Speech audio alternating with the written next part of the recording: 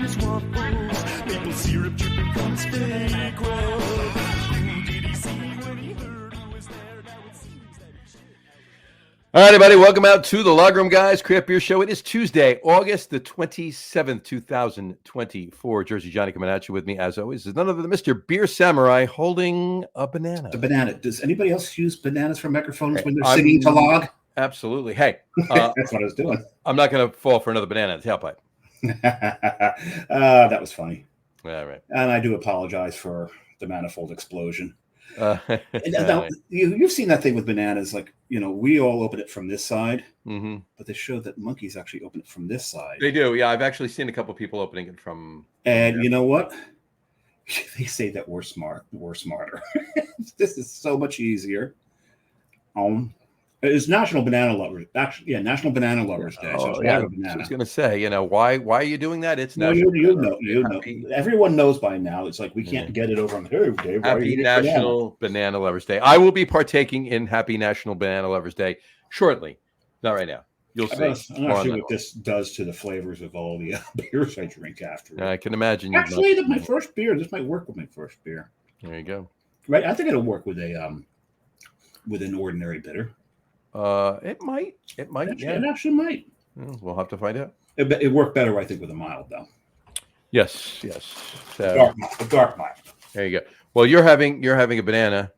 I'm having a peanut. Okay, so I went monkey. You went elephant. Yeah, I guess. Elephant Appreciation Day is coming up. There you go. September sometime. Well, and National Peanut Day too, so we may be doing peanuts again later on the show. Well, I went. When is National Peanut Day? National Peanut Day is, and I can actually pull this up somewhat quickly, considering I've been working on the calendar for September pretty much most of the day. The 13th, it's a Friday. All right, so Friday the 13th is Banana Lovers. Is Peanut Lovers Day? No, just peanuts. National Peanut. National Peanut Day. Well, there's a reason I'm eating peanuts, not just because I wanted to eat peanuts.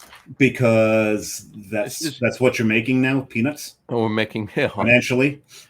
This is very true, sir. But no, this is the fourth annual football tailgate kickoff show. And you like to eat peanuts while watching football? Well, I like to eat peanuts and many other things. Well, he likes eating peanuts while watching football because they're not going to break the television when he throws them at it. It's true. Yeah. And I would never throw a bratwurst at the television. And throwing chili at the television is just messy. Well, I'd rather break it than have to clean the chili. Yeah. That's a fun one. Well, this is our football tailgate kickoff show. We're eating peanuts and bananas, so that's real not tailgate food. No.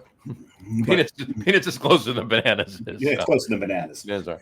The next tailgate I go to, I'm going to bring bananas. So you hear me, Brian? I'm bringing bananas to the next tailgate. Who are you talking to? Brian Boak. Brian Boak. Is he here? He was just here. There you go. I left him right here. I don't know where he went. All right. Well, let's welcome to the show our annual guest for the tailgate kickoff show, Mr. Brian Boak. How are you, sir? Hey, how we doing today? Doing great, Brian. How you doing? We're just getting ready for Giant season. We've already been to one preseason game, and we start the real setups very, very soon. So, very nice. A special beer just for tailgating season. Just for tailgating, and I can't wait to have some of that. That's for sure. Be awesome. If you notice, and apologies to our fans who are not Giants fans, all three of us are Giants fans, so we are in our Giants gear. Yes, we are.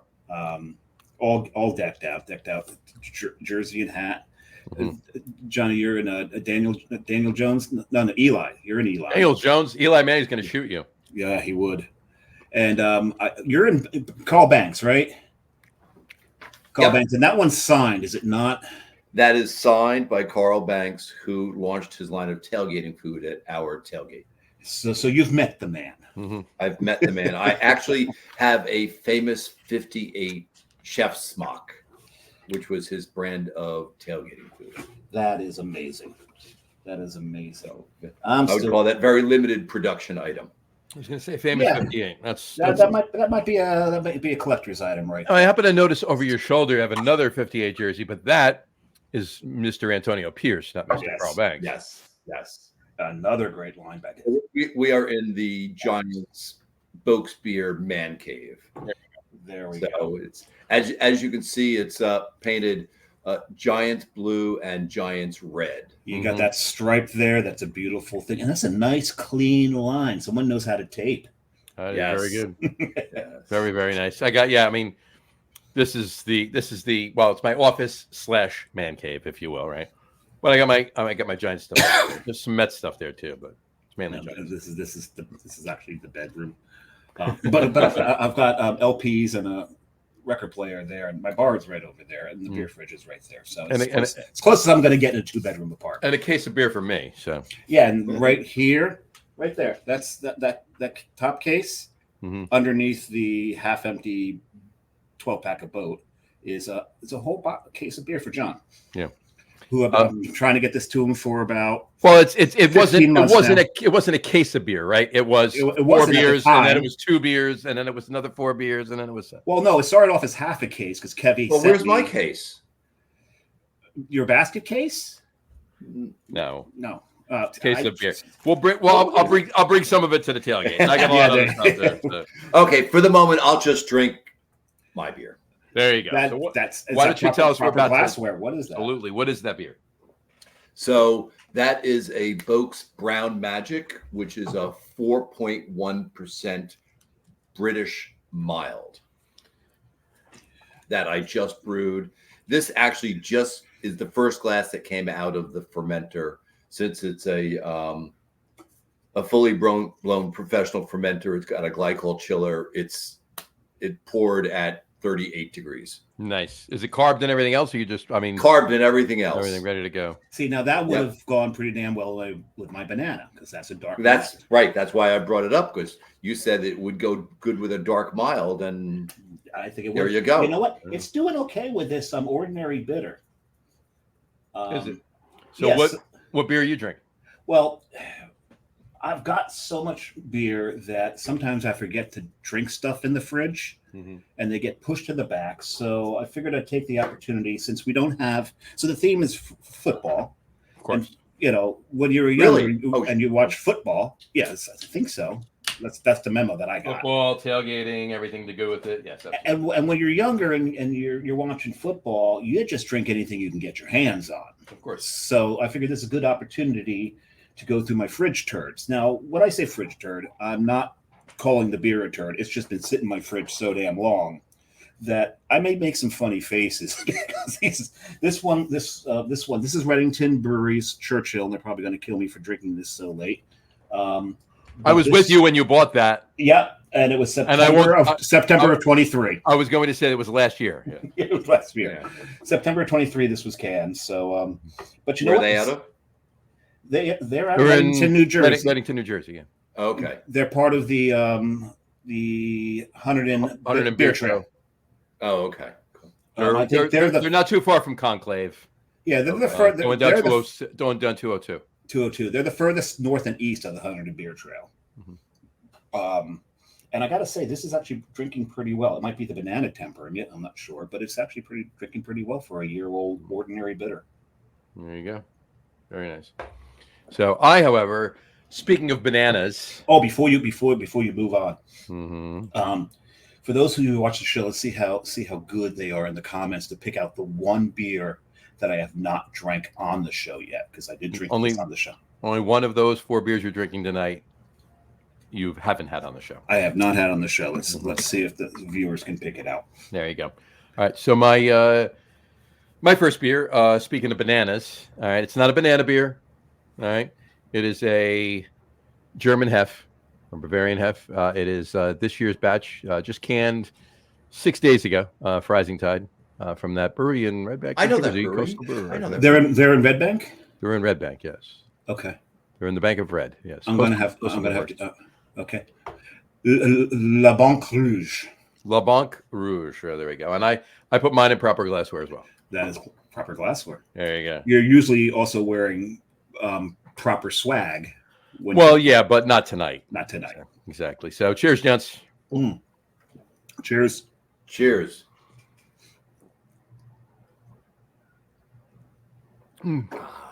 Oh, that's Now tasty. that is good. I'm happy. We're happy. You're happy. We're happy. I brewed 15 gallons of it. I hope I'm happy. Yeah, you don't need to flush that. Yeah, really. I brewed 620 gallons of this. Well, I used to brew 1,000. So You used to brew. You used to brew 1,000. Yeah, I used to brew. Yeah. Or 930, as it were. But I believe me, I'd rather brew 15 gallons. Because you can brew the 620 gallons, but then you got to sell it. Yes. Yes. I do remember that theory. Remember that? I do remember that theory. But and it's fine, and people love it, and it goes and everything else. But I'd rather brew 15 gallons and sell it in a day, and then brew another 15 gallons and sell it in a day, and then brew another. Yeah, that would be nice. That would assure freshness. That would assure freshness. That's for sure. Yeah, for sure. So yeah, we're here to talk about tailgating, and I got to tell you, I've done my fair share of tailgating over the years, over the last, 50 something, years, 50-ish years on either side of it you want to look at. But I got to tell you, Brian's tailgating is some of the best tailgating I've ever been to. And I'm not blowing smoke up Brian's. I'm being completely 100% honest. It's really, we have fun. We can use the word epic. Oh yeah, absolutely. Epic. We throw burgers and dogs off the grill. Yep. Because we don't have room for them. Not because we don't like them. We just don't have the room. And it's not that they so much don't other have good food. And yeah, that's the point, because if you see the size of the grills, so the last one that I attended was a little scaled down because, one, it was raining, and two, the Giants had been knocked out of the playoffs weeks prior. People were kind of not going to the game, and it was scaled down, and you could probably still cook the whole brontosaurus on the surface that they had. And from what I understand, from what I saw, your surface area is about 4 times the size of what I saw when you get everything moving. Mm-hmm. We have a 6 foot by 2.5, 3 foot grill that we bring. That one end has 2 basically turkey fryers on the end, and the rest is for charcoal. And we bring some oak logs on there to make it last longer. Right. And then after the game is over, we start everything back up again. Absolutely. Because we got to wait for leave the parking lot. Yeah. I've never, the only time I've ever left the parking lot before hanging out after waiting for traffic and tailgating after the game is the one game that I left early because they were getting the proverbial, there you go. That's even better. Shellacked. and it was, 75 degrees below zero. And I'm like, you know what? I'm out of here. Goodbye. But even then, I mean, there's been plenty of games. There's been games that that I should have left, like a Cowboys game. It was a Monday Night Football game. I think it was in '95, and I was there with 7 other guys. We had 8 season tickets at the time. I had 1. Everybody else at the Firehouse, and we were there, and it was the Giants and Dallas was kicking the crap out of the Giants. I mean, by the middle of the third quarter, it was like 75-2 or something like that, right? We got a safety. Yeah, right. Yeah. I forget the exact score, but it was somewhere proportional. It was somewhere proportional to that. As usual, the defense was playing and the offense wasn't. Pretty much. Yeah. So now I left. Sort of. Right. I left. The other guys left. The other 7 guys. I had my own car. The other 7 guys left. I basically sat there till the end of the game alone watching the rest of this massacre, and as the stadium proceeded to turn into a Dallas home game. Yes. That's it does that. Yeah. So that was the proverbial issue right there. So yeah. mm-hmm. I got 2, 10, 3. Hold on 1 second. And 12, 12. I got 2, 10. You're mathing. You're not supposed to math on the show, John. Yeah, No. come on. Don't scramble my brain. There you go. No, I just had to. I had to. Where the hell are these? I'll find them. Are you stroking? No. Oh, okay. I hope he's not stroking. I knew what he meant. Brian was talking about something else. Okay. Hold on, I lost you guys. They're both funny. Well, we didn't lose you, Brian. We still see and hear you. Right. All right, I can't. Brian may have frozen a little bit on his end. He said he lost us, but he's perfectly fine. I can see him. I had to redo these because the shots were. So talk amongst yourselves while I do this. But Brian's frozen. Brian thinks he's frozen. He seems. No, I'm not. Oh, no, now he's good. I lost my audio for a second. That's what it was. Okay. Like I couldn't hear you guys. So I shut my headset off and turned it back on. There you go. I came back to life. Oh, so you did the IT thing? Yes. I would never call turn the GD thing off and turn it back on. Yeah, that's what. If that doesn't work, kick it. I had a friend who worked for Peachtree Products, and he was in the help desk, and he said he was working with this one lady. She's trying to do a fax, and so he went through the whole thing. Is it plugged in? Is it turned on? Right. Okay, let's run through the steps. She goes, okay. He goes, okay, sounds like everything's good. So what do you do next? She goes, well, I hit the button that says fax. Then I hold the paper up to the screen. He's like, okay, now we've got the problem. Yeah. Operator error. It is. I've heard IT professionals say, well, the problem seems to exist between the screen and the back of your chair. There you go. Or the keyboard in the back of your chair. Keyboard in the back of your chair. Yeah. So speaking of Brian's tailgates, last year I attended, I think 2, it might have been 3, but I think 2 of them definitely. But I have pictures from each of them that Brian had sent me. Here's one from the Monday. They were both Monday night games. Here's one from the Monday night Giants Seahawks game. It's not necessarily a picture of me, but Brian sent it to me anyway because I'm kind of in it. There you go. There he is. Hey, someone photobombed. Photobombing. There you go. Right there you go. And then this one was a good one. This was a cold night. The Monday night in December, the Packers game, where Tommy DeVito did that 2-minute drive at the end of the game and came back and won the game for them. So that was pretty good. But yeah, hold on, got to give it one of these. You got to give it one of those. Have one of those. There you go. Tommy Cutlets. Were you going to put the picture up? I am right there. There it is, right there.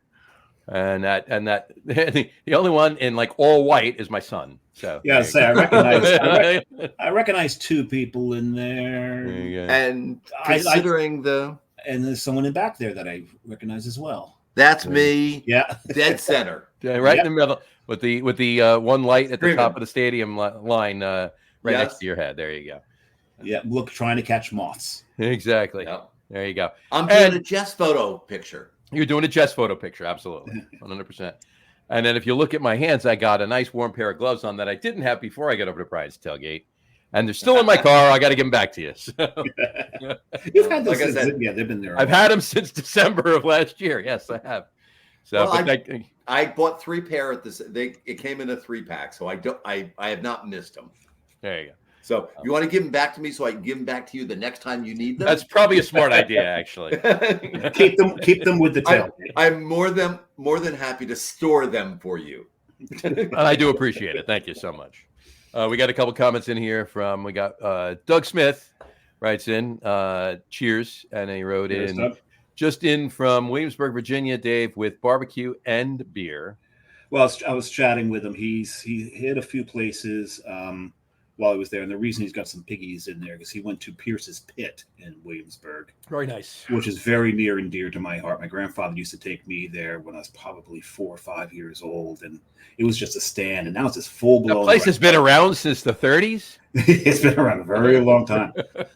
Put it this way, it is so good that truckers that were on 95 would turn off. I think it's 64 that goes out there. We turn off 64, and it's good. A half hour, almost 45-minute drive just for the food to then turn around and get right back on 95. Right. It's, you always go where the truckers go. You got to go with Williamsburg is a haul from the main drag because I go through it on the way to Hatteras. Yeah. Oh, sure. Yeah. That's good. That's a good way to go. It's a good way to go. And next time you do it, Brian, stop at Pierce's Pit. Trust me. Pierce's Pit with two T's. The pulled pork is absolutely amazing. Even if there's a line, it is worth the wait. It's really something else. Now let me ask you: is the pulled pork at Pierce's Pit? Say that fast 5 times. Yeah. Is the pulled pork at Pierce's Pit better, comparably, than the brisket at ZZQ? Better? No. About equal. Fair enough. All right, that's good praise. Equal. That's good praise. About equal. It was, man, that place it's worth it. And part that makes it is they've got really good rolls that they use. Nice. That's always good. Yeah, you're copied into the conversation. Bread's killer. Take a look at it. Yeah, you need good bread, and that bread soaks up the sauce. Yep. Really, really good. And then he commented, I think it's going to be a long season for the Giants and Patriots. Of course, Doug is a Patriots fan. Yeah. May look pretty good, but the offensive line was trash. So I'm Doug, I'm cautiously optimistic for the Giants. That should fade away by the third quarter of the second game. Yeah, I was actually going to wear my hockey jersey, claiming that it's already hockey season. The Giants are already eliminated. But that's a Mets fan show. So, but we go as an excuse to tailgate. Yes, that is the key. So you have to realize that I have a team of 40 to 60 or 75 people that come tailgate with me, and it is literally an excuse. The game is just an excuse to get together and tailgate. Oh, 100%. And how many of those people actually go into the game? Everybody. Oh, they all do? All but one. I have one friend that does not go into the game. Ah, okay. So, but he watches our tailgate, so we can leave everything up because we bring. You've got a security guard.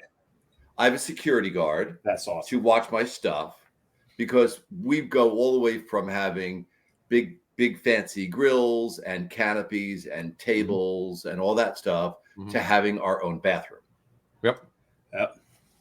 So you don't want to have to take the bathroom down. No, you don't want to do that. I actually managed to hit 2 tailgates this past year. The one that I met you at. Okay. And then there was a game that I went where a buddy of mine had rented a big RV with the external TVs and all that. I didn't actually have tickets to the game. I stayed at the RV the whole time, cooking and drinking and eating and had a good time. That's the game that I met Marty Lyons at. Oh, right. That's right. I remember that. Marty Lyons came out to our tailgate. I got to tell you, there was once, years ago, we used to take, like in the colder months, colder games. When it used to get cold in December, remember those years? Oh, that was like 35 years ago. At least. Yeah, I still do remember those years. I haven't lost that many brain cells. So. You're not drinking hard enough. Right, exactly. But we used to take, one of the guys in the fire department with us had an RV. So at least one of the games towards the end of the season, we took the RV over, right? And it was great. Had a TV. I mean, it's back in the day. It didn't have like 3 or 4 LED TVs. It had one, TV, right? And a transistor TV? Pretty much. And but grill, everything else, yeah, pretty much. But we it was so cold the one day. I mean, it was just so frigidly cold, and we were having such a good time at the tailgate. We never went in. We just sat at the RV. I enjoyed it. And the Giants wound up getting their asses kicked too. I mean, this is like, this is back well before the Super Bowl in '86. All right. Yeah. So back when the Giants were, looked at as worse than they actually have been looked at in the last several years. Yeah. That's hard. I remember a game from maybe 6 or 8 years ago when the Giants were like absolutely horrible, like 13-2, something like that. You mean 2 and 13? 2 and 13. 2 and 13. I always like to make it sound better than it is. Right. Yeah. Exactly. You're an optimist. Yeah, So, terrible. So we're there for the last game. Games. We're there for the last game. It's January. Mhm. It's like 10 degrees wind chill factor, Mhm. and I still have 25 people at my tailgate. nice. Well, when you got fire going, Yep. Yep. it does help. We bring multiple grills when it's really cold, and then we bring heaters, those propane heaters. Nice. 100%. So I opened the second beer. I held it up briefly to show you that it still had a damn good head, even though this one, I've had this one for a little bit. This is McNutty's Macadamia Nut Brown Ale. What I love about this beer is, they went and they got nuts, macadamias from Hawaii, brought them all the way to Ireland, and then brewed it and shipped it back to the United States. yeah, and it comes in through Remarkable Liquids. In Guilderland Center, New York. But the Loftgill Brewing, they're in Sligo. Let's see how this thing is drinking. Hopefully, it looks like a skunk on the label, doesn't it? It does. So hopefully it did. Hopefully it did not skunk. Hopefully it didn't skunk. Yeah. So It was in a can, so I'm sure it's not light struck. No, it's definitely not. And it's a nicely textured label too. I like that. You can't. Yeah, the Loftgill cans are very nice. I do. Yeah. You know what? This held up pretty well too. I gotta say, I must be keeping my fridge at the exact right temperature. I think you are. That's doing okay, except for every now and then when I get a boat beer explode in the back of it, because it gets so cold. And as we know, boat beers are so. I think they're a little overly carbonated. What do you think, John? Yeah, sure. There's a little too much carbonation in them, but I enjoy it. I enjoy it. I drink a lot of them, but you freeze them, and the can tends to. Yeah, Well, you're not supposed to freeze beer. Well, it's not really. You would think you would frozen. know that at that point. every time I freeze beer, it turns to ice. I don't know why. It must be something with my fridge. But the best part about it is, I'll let it melt a little bit and drink the stuff that Then you was drink in the there. alcohol. And then you just drinking the alcohol. You're just drinking the alcohol, exactly. So every now and then I get to drink an ice boat. There you go. EISBOT, ice boat. Ice boat. There you go. So- DOT. Here is my second. What you got there, Brian?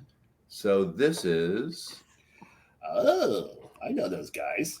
K-Made Devil's Reach. Very nice. yes. So 8.6. Mm-hmm. So there are very few people that make Belgian beers around. So I went out and purposely had to find a couple. I mean, because this is an IPA world, unfortunately, and It is. that is not my style. I mean, I can drink them, but it's not my preferred option. So We were talking before the show that New Jersey doesn't really have any. Well, we don't have. There's no all Belgian breweries in New Jersey because they wouldn't last very long. right. But the last show I did it from Dagerad Brewing in outside of Vancouver. Yes. And I watched that one. They're not 100% Belgian. I think Carrie drank something that wasn't a Belgian, but I was drinking nothing but Belgians because it was St. Bernardus Day. It was St. Bernardus Day, and I had 4 St. Bernardus beers. You did. You celebrated appropriately. I celebrated as best as I could being in Vancouver. There you go. But I got to say, those beers, they're doing some good stuff. And when I left, they gave me a bottle of their quad. Mm-hmm. John, I really wish I could have brought it back to share with you, but I'm sure you did. It leaked. It leaked right down his throat. no. There was no way because there was no label on it. I didn't know how well it was bottle capped. So I'm drinking it in the Airbnb. It's not making it on the plane. I'm not going to bring it on the plane. And as I say, I wish I could have shared it with you. I don't. He's lying. Oh, yeah. He's I'm full lying. of shit. It was so good. Right. That thing had how a good quad has that dark plum flavor to it. Of course. Yeah. Of course. Oh, they nailed it. Oh God, it was so good. Yes. Well, we're just going to have them on the show, contact them beforehand, and get a little beer mail. And if we can get them to send quad, That would be that thing nice. was fantastic. I'll have to But- make a quad. That would be nice. That would be nice. My second beer, I'm sticking German. I'm sticking old German today. Weldworks Brewing in Fladung's drinking German. Imagine that. Imagine. Weldworks Brewing in Colorado. They're Helles. Oh, hell. So that's a metallic label. So here, there You you go. get a little Hell. A nice clean beer. Yes. There you go, Helles. There you go, right there. Well, they say if you're And visiting, I got it in my Von Trapp class, which is Austrian. which is Austrian, but close enough. It's close. It's next door neighbors. They speak they speak the same language. This is true.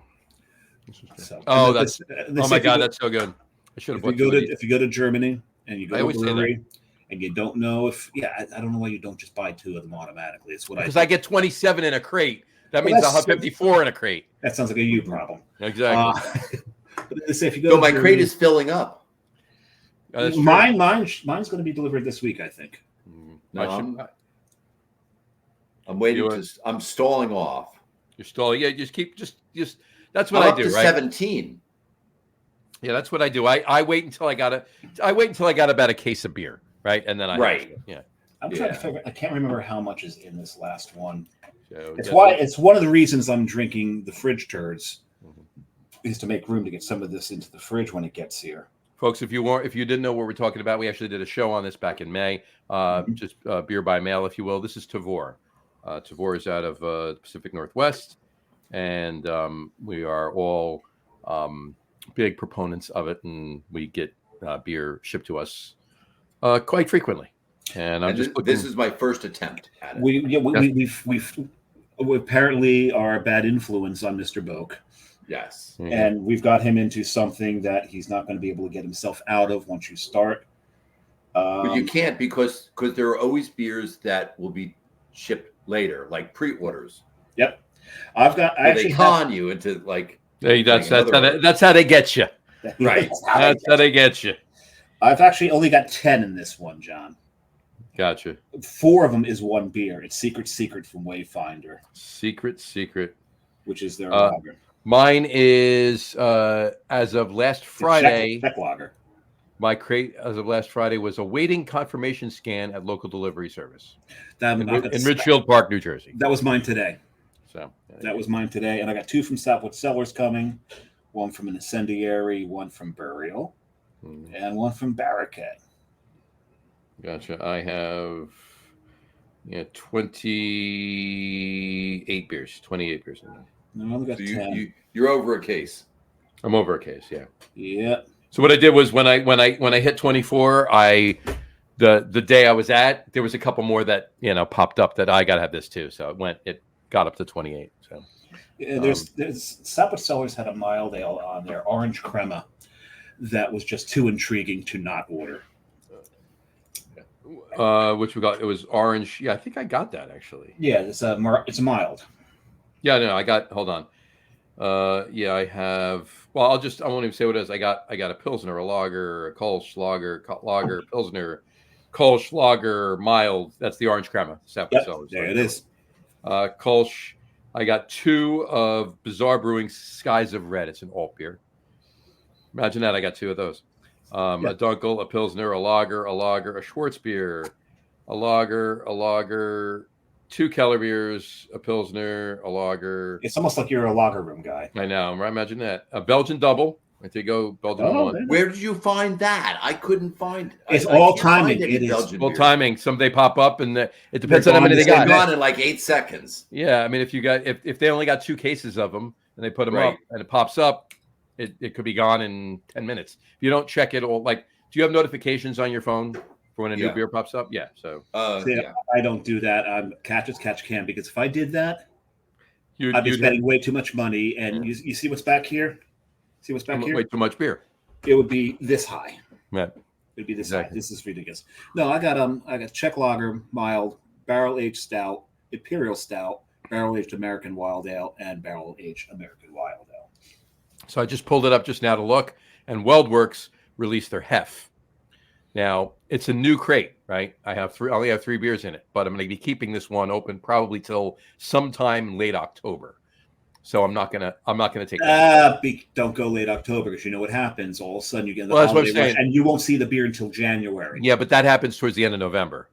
So I'll get this one late October, and then if I create another crate at that point, I'm just waiting till January for it.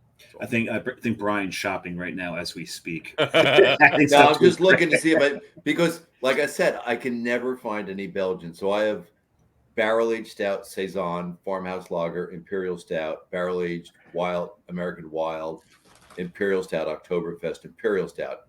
Mm-hmm. You see anything running there?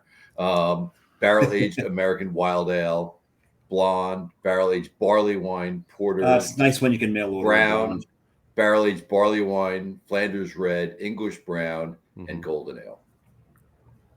The English brown, I think. Did I get that one? Oh, that's in my new crate. Was that Trampled Rose? Trampled Rose, Bizarre Brewing, yeah. Yes. Yeah, I got one of those too. That's in my new crate. Yes.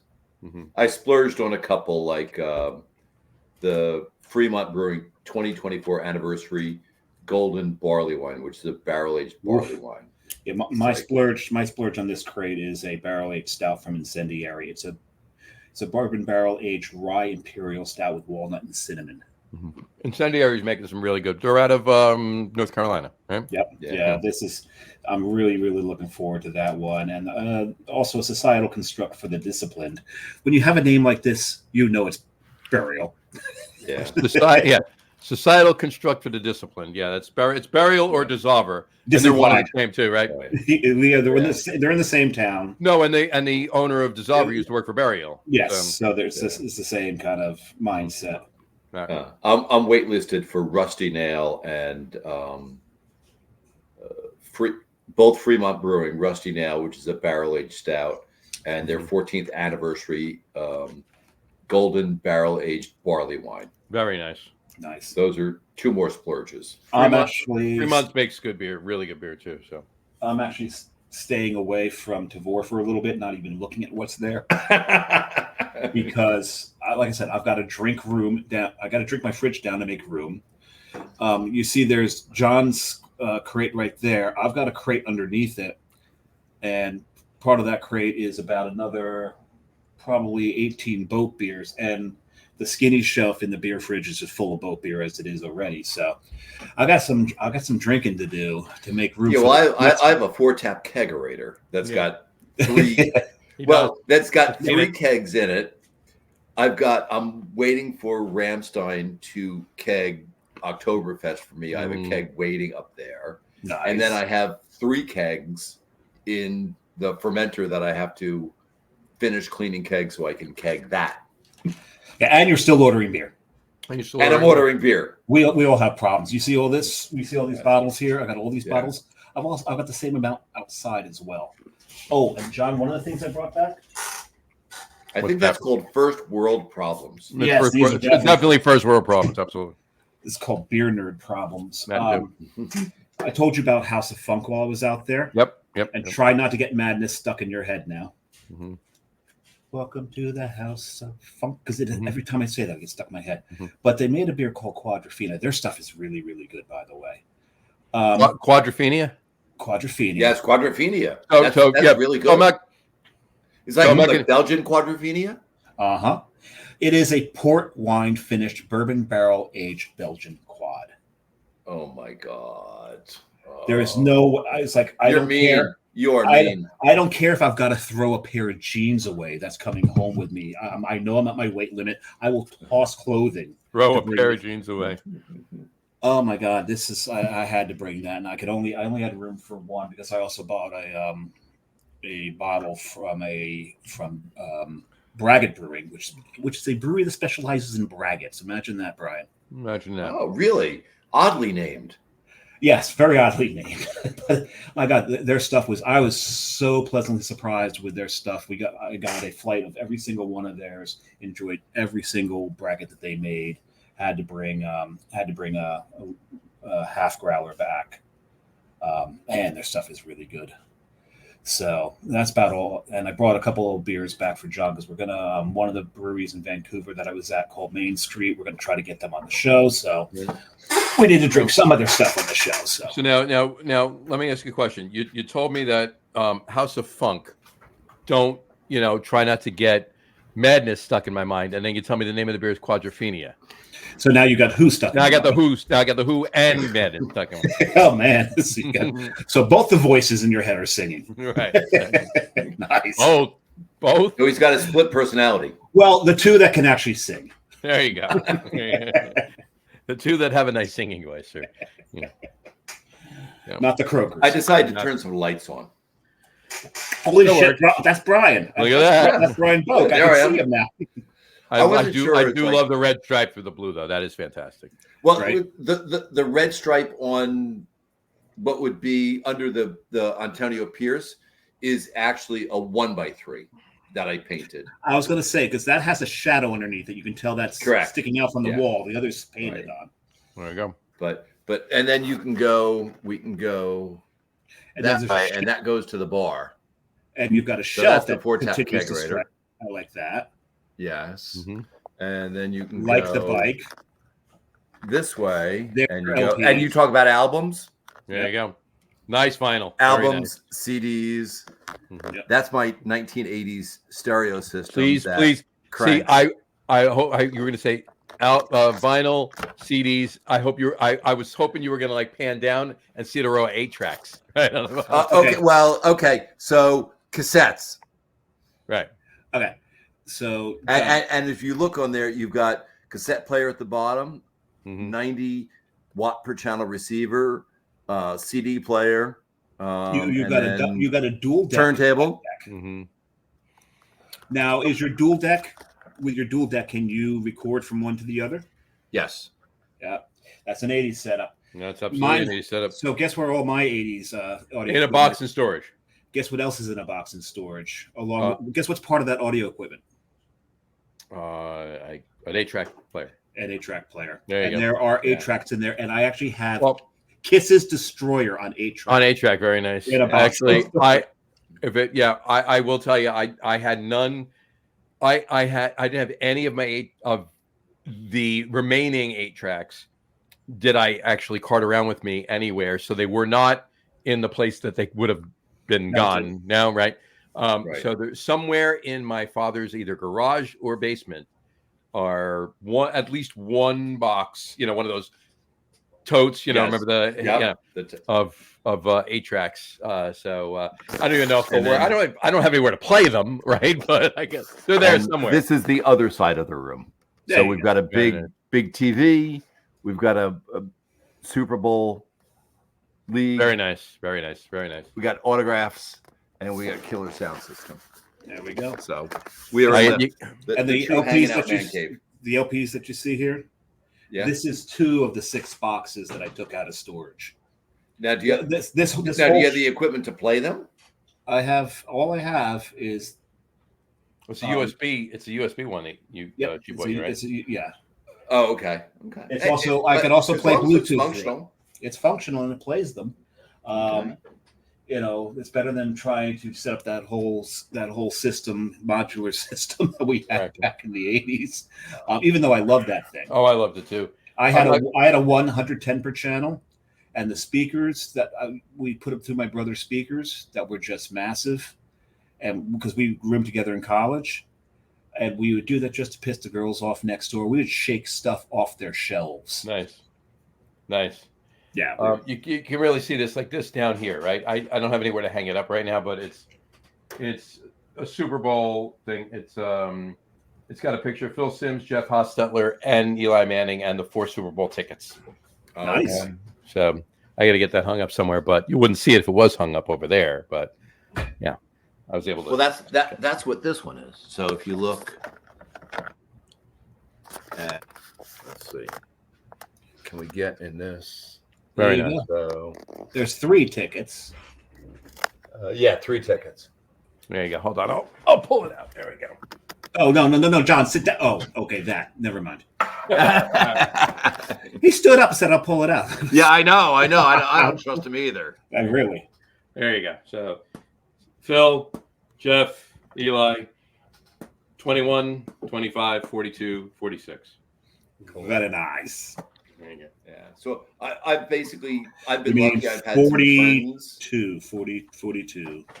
I've had some friends that have not had space in their house, so one of my friends donated the Antonio Pierce Is it frame Very nice. jersey. is it they didn't have space, or the wife didn't give them space? Neither of them have wives. At the Oh, moment. okay. So they Wow. didn't have space. One never had one, and one Had one and then didn't. had one and decided that maybe that was not a good idea. Had one until he didn't. Yes.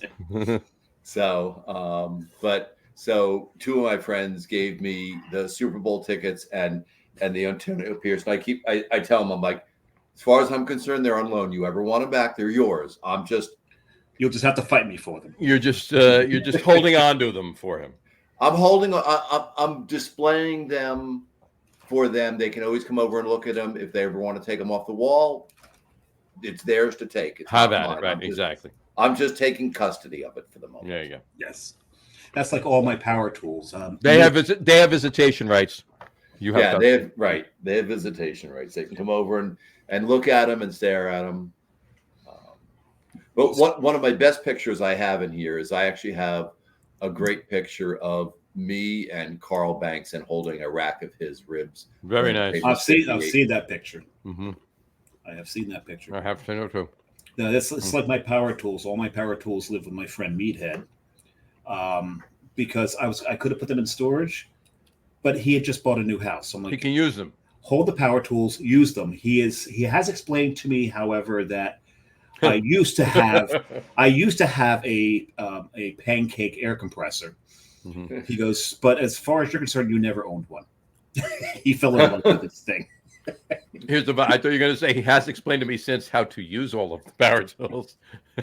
Well, no. What is happening is there is a storage fee that is accumulating. Well, that's the air compressor that is going payment. to wipe out the ownership value of the storage item. of said items, right? Yeah. But then again, there's the usage tax, which will then bring it back the other way.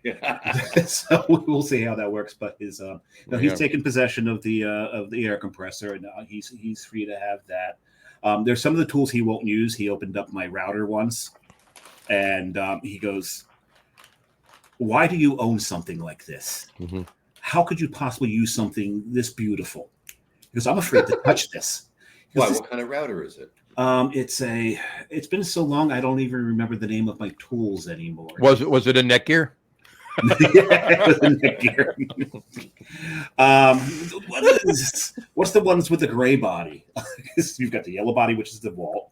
Milwaukee's the Reds. Mm-hmm. Then there's the one with the two names. That's got a gray body, and I can't remember that one right now. But it's I don't know. I forget what it's called now. I'm not sure. But it's one of the high end brands, and he's afraid to use that one. He's afraid to use it. Gosh. Yes. I can't imagine being afraid. So I am now going to a classic brewery out of. There you go. You're leaving the show. You're going to the brewery. No, yeah, The brewery's not there anymore. Oh, and I'll be right back because I have a wall-hanging bottle opener that is a Boaks Beer bottle opener up on the wall. Say I have. Here you there's go. another collector's item. There you go. You need this? So you can see it if you look between the Boaks logo and I see it. the Boaks article. Mhm. Yep, I see that. The bottle opener. There you go. Yes, flying fish. Their Abiel is very, very, very, very good. I guess. And this is the double. That was the Abbey double. That was a double. This is the double. Yeah. Very nice. Yes, fantastic. Speaking of family, I want to throw this out there really quick. Speaking of family and marriage, Just before you do, I just remember Porter Cable. Porter. Oh, yes. Porter Cable. Yes. Porter Cable. Yes. Yeah. Anyway, So, speaking of family and marriage and everything else, happy birthday to Corey, my son-in-law to be next year. Happy birthday, Corey. Happy Happy Corey. birthday. Good kid. Yeah, happy birthday. Yesterday, my grandson turned 15. Oh, very nice. 6 more years, and he'll be legal to take what you're giving him. Yep. Yes. Well, I have an almost 17 and a half year old granddaughter, so she's getting closer. There you go. Yeah. Yeah. I don't have any grandkids yet. I am behind by many years where my father was at this point from the grandkids that I gave him. So you were a better child than your children are being to pretty you. much, right? This is the way I see it. Yeah. But if my one daughter, well, both my daughters are getting married next year, but if my one daughter that Corey is marrying, if she has her way, she's going to have 4 kids next year. And not quintuple, She's gonna have quads, right? Not quadruple it. She's going to have 4 kids next year. Just boom. What, every 3 months? Somehow, just every 3 months, she's going to have a kid. She's always been an overachiever, hasn't she, Jimmy? Absolutely. Just go for it. Make it work. There you go. So I did a really cool thing on Saturday. I went to Edison. Okay. I went go-kart racing. Oh yes, That's always fun. That's fun there. Yep. So what was it? It was great. It was the second time I did it. I did it once with my brother. Mm-hmm. My brother came up from North Carolina, and we went fishing down in Seaside one day, and then I took him go-kart racing another day, and it was like, this is really cool. I remember doing that in Action Park. Oh yeah. Well, this is completely different. This is completely different. Traction park. Traction park. It's traction park. Traction park. I was going to say that. And this is completely different because you don't have that anywhere near as big of a possibility of killing yourself at this Correct. point. In Edison. Right. Because this is it's multi-level. It's a quarter-mile track that has 13 turns in it. And you go up and down the hill and around and it is cool. Around they go like 35, 45 miles an hour. It's very fun there. Yes, I've been. It's very nice. Very cool. But they do actually make you wear a helmet and a Herms device, which is a good thing. Which is a really good thing. Which is not bad. I mean, back talking about Traction Park, they didn't care if you had shoes on or or flip flops or flip flops or bare feet or no helmet or. I mean, you could have been 6 years old driving the go-karts. Or pants. Actually, half the rides removed your pants. Well, yeah, not intentionally. Well, maybe intentionally. But... And through your throat, typically. Yes. Pretty much. Yeah, anybody? Cheers to everybody that experienced Action Park and Burn Belly and survived. And can still speak. And does not have a skin graft. There you go. I can't tell you how many days. That's. I've opened my third. Crazy. What is that? I'm about to open mine too. Go for it. Kind of wish I hadn't. This one did not hold up well. So I'm ahead of you guys then. Oh. Providence Brewing's Pound Town. Okay. And what is it? It is an IPA, so I didn't expect this to hold up too well. Mm-hmm. How old is it? That's a good question. I don't think Rhode Island requires you put the candy ballpark on. Well, I can tell you when you got it. Yeah, it was a year ago at least. No, it wasn't. I brought it back for you when I was up by Efren in January. Yeah. Oh, it was from this year. January of what year? This year. Oh, okay. Yeah. So this did should not be hold reasonable up well. Then. It's not holding up too well. No bite? No, too much bite. Too much bite, but also... Is it a malt bite or a bitter bite? Seems to be a bitter bite. Really? It seems to be a bitter bite, but it also still manages to have that wet cardboard quality of it. It's oxidized, so... Yeah. So, well, it's Pound Town, so I guess I'll have to pound it down. Yeah. Power through. Because I don't have I haven't installed a sink in the bedroom yet to drain pour anything. Right. So I'll have to drain. Well, you should have to get another glass. I could use the old glass that I had, but I don't like wasting beer, so I'll probably just drain pour it down my throat. Here you go. As long as it's reasonable, it's okay. Pour it out. Go ahead. Right. Yeah. Here you go. I got it. Well, that's my work computer. I better not do that. Yeah, you don't want to do that. But I got that one. And when Jess and I were up, as we do, that's right. Right after New Year's, we were up in Rhode Island. We were up in Providence. We were up by Efren. Rhode Island. Mm-hmm. Oh, I just found out that we've got a guy at work who's going to be working with me for a little bit. Found out that he lives just south. He lives now in New York, but he's from just south of Portland, Maine. Okay. And he's going home for Labor Day weekend. Just south of Port, like in Saco, or No, just south by the lighthouse. oh, so South Portland. Pretty much. All right. And what toys is he going to bring back? I'm going to have to say, hey, dude, if you really want me to train you properly, you need to bring me back some stuff. I need tribute. Like a list? Like a list of items? Here's your homework. I need some bellflower. I need a whole bunch of the machine. I want bellflower, and I want bellflower. I want The machine. And hacienda if there's any left. But It's that time of year. They probably is a fresh batch. yeah, They probably got a fresh batch going. which we call it a little bit of Hanukkah in my life. a little bit of Hanukkah in your life. I said You're a Hanukkah. little early. for Hanukkah. that. It's a little bit. But Hanukkah. Yeah, No, Hanukkah and a little works. bit of mass landing, but bring But BLT. the BLT back. Right? Yeah, I knew where you're going. I know where your mind is. Mass landing over in Westbrook, Maine, west, Okay. obviously west of Portland. Yeah. They have they make really good beer. The beer is fantastic, Style. but they have food there, and their BLT is literally by far one of the best BLTs I've ever had. It is. And really I told Dave about it when we were up there together. We were there earlier. They came later. We were at the same time. We left, and he was going over to Mass Landing. I says, he's like, it can't be. It can't be. He texts me later. He's like, holy shit, you were right. And you're talking to a guy that makes bacon. It was ridiculous. It was good. Really? Yeah. really Insanely good. Really good. Like here, the beer could suck. It doesn't. It's far from that. It's fantastic. But the beer could suck. I would still go back there because of the beer.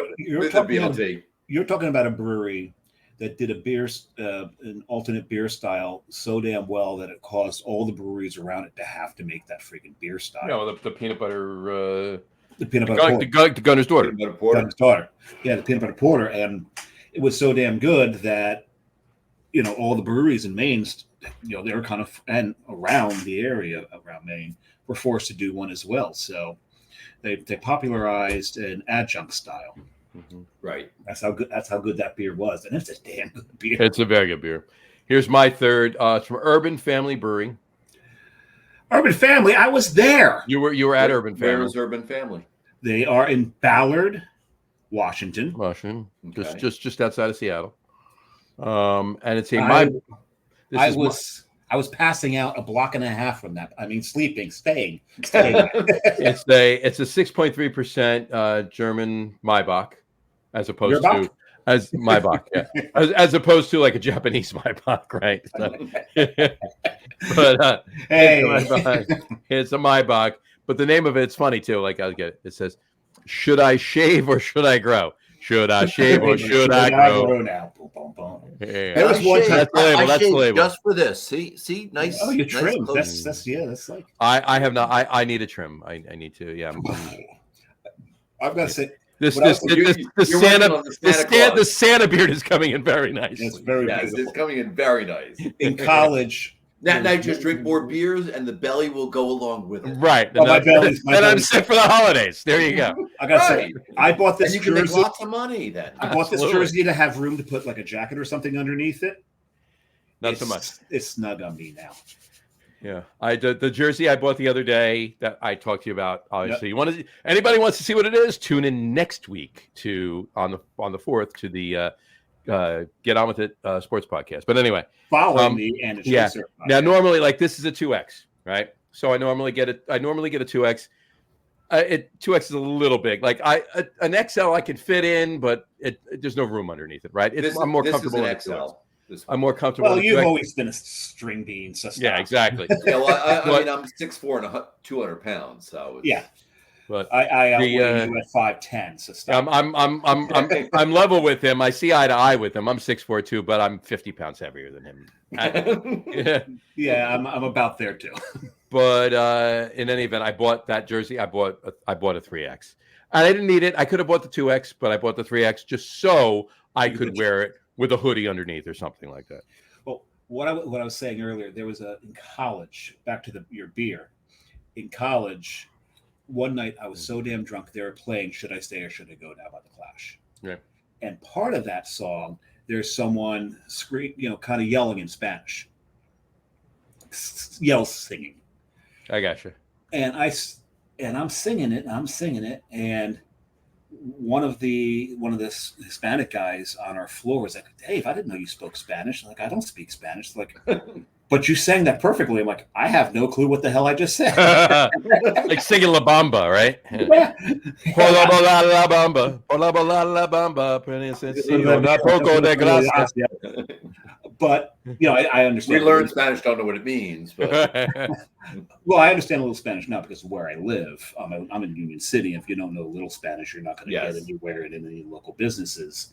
I know how to order, arepas and enchiladas and picadillo and all kinds of things now. But I'm fluent in so many languages. When it comes to food, I'm fluent in about 15 languages. But yeah, no, I apparently was so drunk that I knew Spanish for a brief. Well, there you go. It is awesome. There you Oof, this is going to be tough finishing this. I've got go. this is one last pound, and actually that bitterness, one last pound of beer. That bitterness, John, is more sulfuric than bitter. Okay, all right. So it's definitely all the feels of an oxidized beer. So. Yes, wet cardboard and sulfur. bummer. Mm-hmm. Yeah, well, for me, you don't have to drink it. No, I don't. Actually, I don't. Technically, I don't have to drink it. But Well, you don't really. I mean, you can just put it down, and I mean, I'm sure you have another glass in the house somewhere. Oh, yeah, I've got a few. Yeah. so grab one, dump it in that. Well, even grab one and pour the next beer in that. On that. Right. Oh, I don't want to hear you pissing and moaning. Come on. Why not? John's got to deal with it every 2 weeks. Yeah, but I don't. I'm special. Every 2 weeks. You're special, Brian. Every 2 weeks. Oh, Actually, We do the show every week, Dave. yeah, right. Every We week. just want to point that out to you for the last 4 years. But we take turns pissing and moaning. Oh, that's true. Yeah, I piss you off 1 week. You piss me off the other week. I got you. We don't piss each other off. We just piss and moan. Piss and moan. No, I got you. Yeah, I got you. Yeah, I can't do this. I'm sorry. I'm going to pour it into my last glass. Oh, So, I just can't do it. That's just, so it's just John, it's remember that we're going to meet at your brewery to talk about some of these. Yes, we are. Oh, the tasters, yes. So I have some that I can donate, like one to a friend, one to a friend, one to I have like 25 of them, and I don't need 25. Mm-hmm. I'm a friend. So Am I a friend? Because I would love one of those. You might qualify. Okay. And you'd help qualify if you brought me a case of beer. There you go. Okay. Okay. But you might qualify if you brought me even less than a case of beer. Like, There you go. Beer. Just beer. That may work as well. Beer. Okay. So, But, beer but yes, we're gonna get together at your brewery. We're gonna get together, yeah. Because I've got like 25 of them, and I really only need, say, 10. Sure. Let me know when that happens. Because why do I need more than 10 of those? Of course, absolutely. And then I've got a bunch of glass ones too. I'm not sure if anybody wants a couple. Oh, I'd want the glass. Of course. Well, no. They're not Boaks glass ones. Sorry. Okay. There's glass tasters. They're just, I'm right, more just interested in the Boaks. right. No, I understand. No, I understand. But I've kind of I cleaned them up, ran them through a sanitizing, and it's like I got to get rid of some of this stuff. Exactly. I have to liquidate, and I'll also bring down some Boaks memorabilia banners in case anybody wants one for their. Very nice. Very nice. I would love that. And I got to tell you too. Jess was just up in the attic. Yeah. A week and a half ago. That you're taking out down the No, Halloween. no, it's not Halloween yet. Not Halloween. Probably that the Halloween Village will go up. The Halloween Village will go up probably the third week in September. Okay. Right, just before, she'll get it completely done by the equinox, right? The when it becomes fall, right? It'll be Right. done at that point. Like she'll start it before, but it'll be done by the 23rd. That's how those things work. Yes. Right.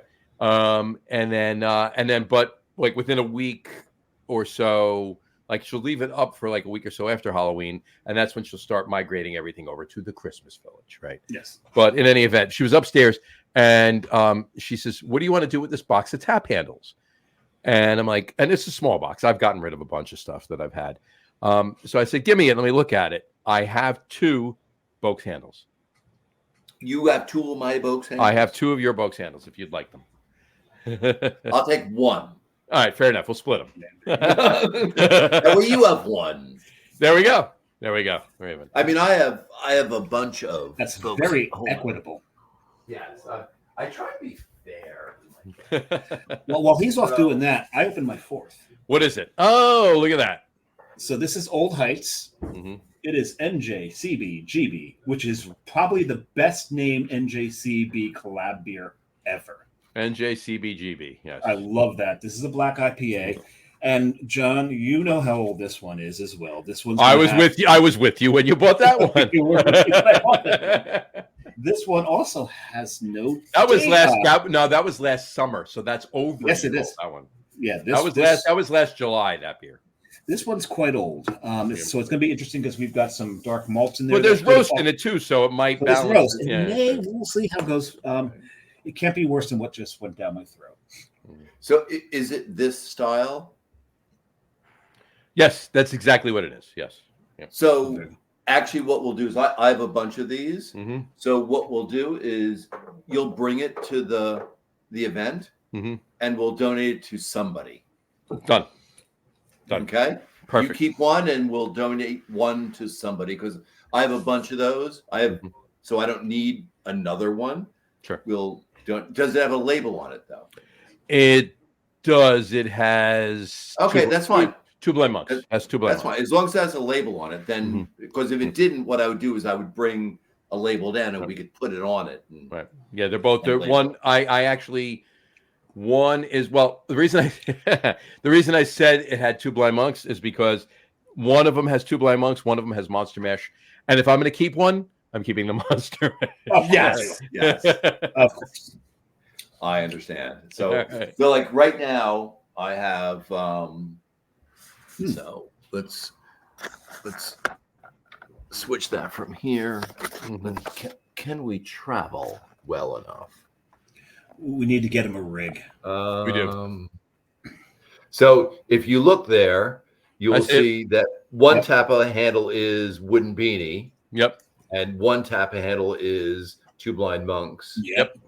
And the other tap handle is a Ramstein tap handle. And there's a blank one. And there's a blank. And that's your empty. The blank is the empty. So you got to let me know what you got. Ramstein is their summer blonde. Their summer Bach. The Summer Bach. Yeah, the Summer Bach. Has he made the double platinum blonde recently?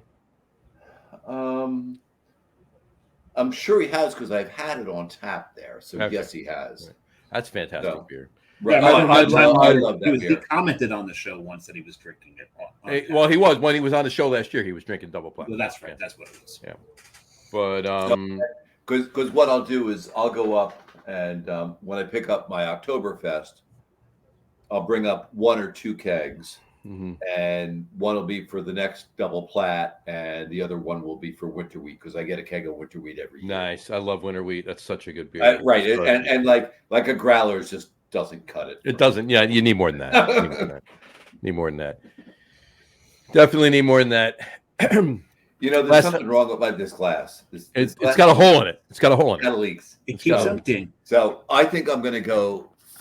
Why don't you go fill that? Why don't you over go there? We'll watch you fill it. We'll watch you fill I'm going to go over there, and I'm going to fill it with Wooden Beanie.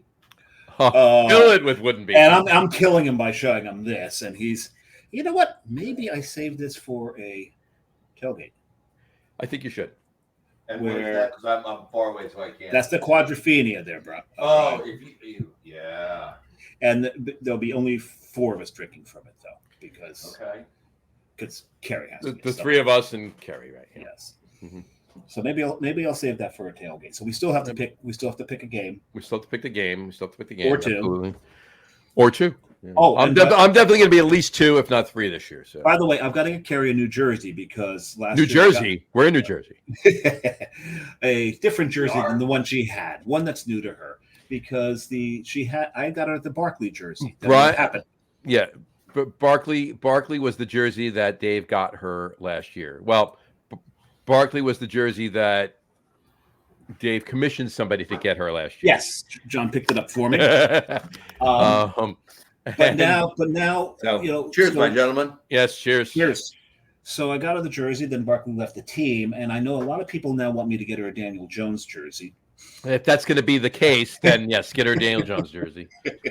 But because I'd get her a Thibodeau, but I like Thibodeau. No, you don't want to do that. Here's my thing. Here's my thing with Daniel Jones, and I knew this was going to turn into, it's going to come around full circle into. Well, we do have to speak about Daniel Jones because the reports coming out of camp, just like last year, are positive. Why wouldn't they be positive? Yeah, they're blowing smoke positive. All right. And now you guys, Brian, you were at one of the preseason games. Yes. How did he look? Tommy, here's my. I asked Brian. Tommy Cutlets. Yes. Was able to march down the field. That's my thing. Here's my Daniel Jones preseason report. Tommy DeVito looks great. Right. Yes. Great. Well, the whole thing is, if you remember, and Drew Luck is injury prone. He's we know that. As is Daniel Jones. I mean, yes. Right. So it's with Tommy DeVito's playing a lot of games this year. But we did learn last year that once they figured out DeVito's game, they were able to shut him down. Has he learned enough in the offseason? That's not entirely true. Because Brian and I were both at that Monday night Packers game, and that was his 4th or 5th start.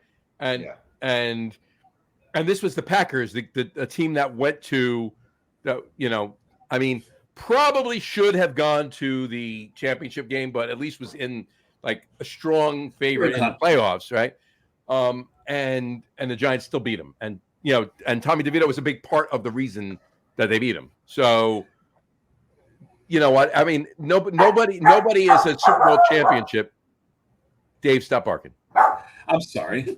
That's the beat earlier. So that is, where is she? There she is. Oh, there she is. That is a dachshund. That's a mini dachshund. It's a mini dachshund.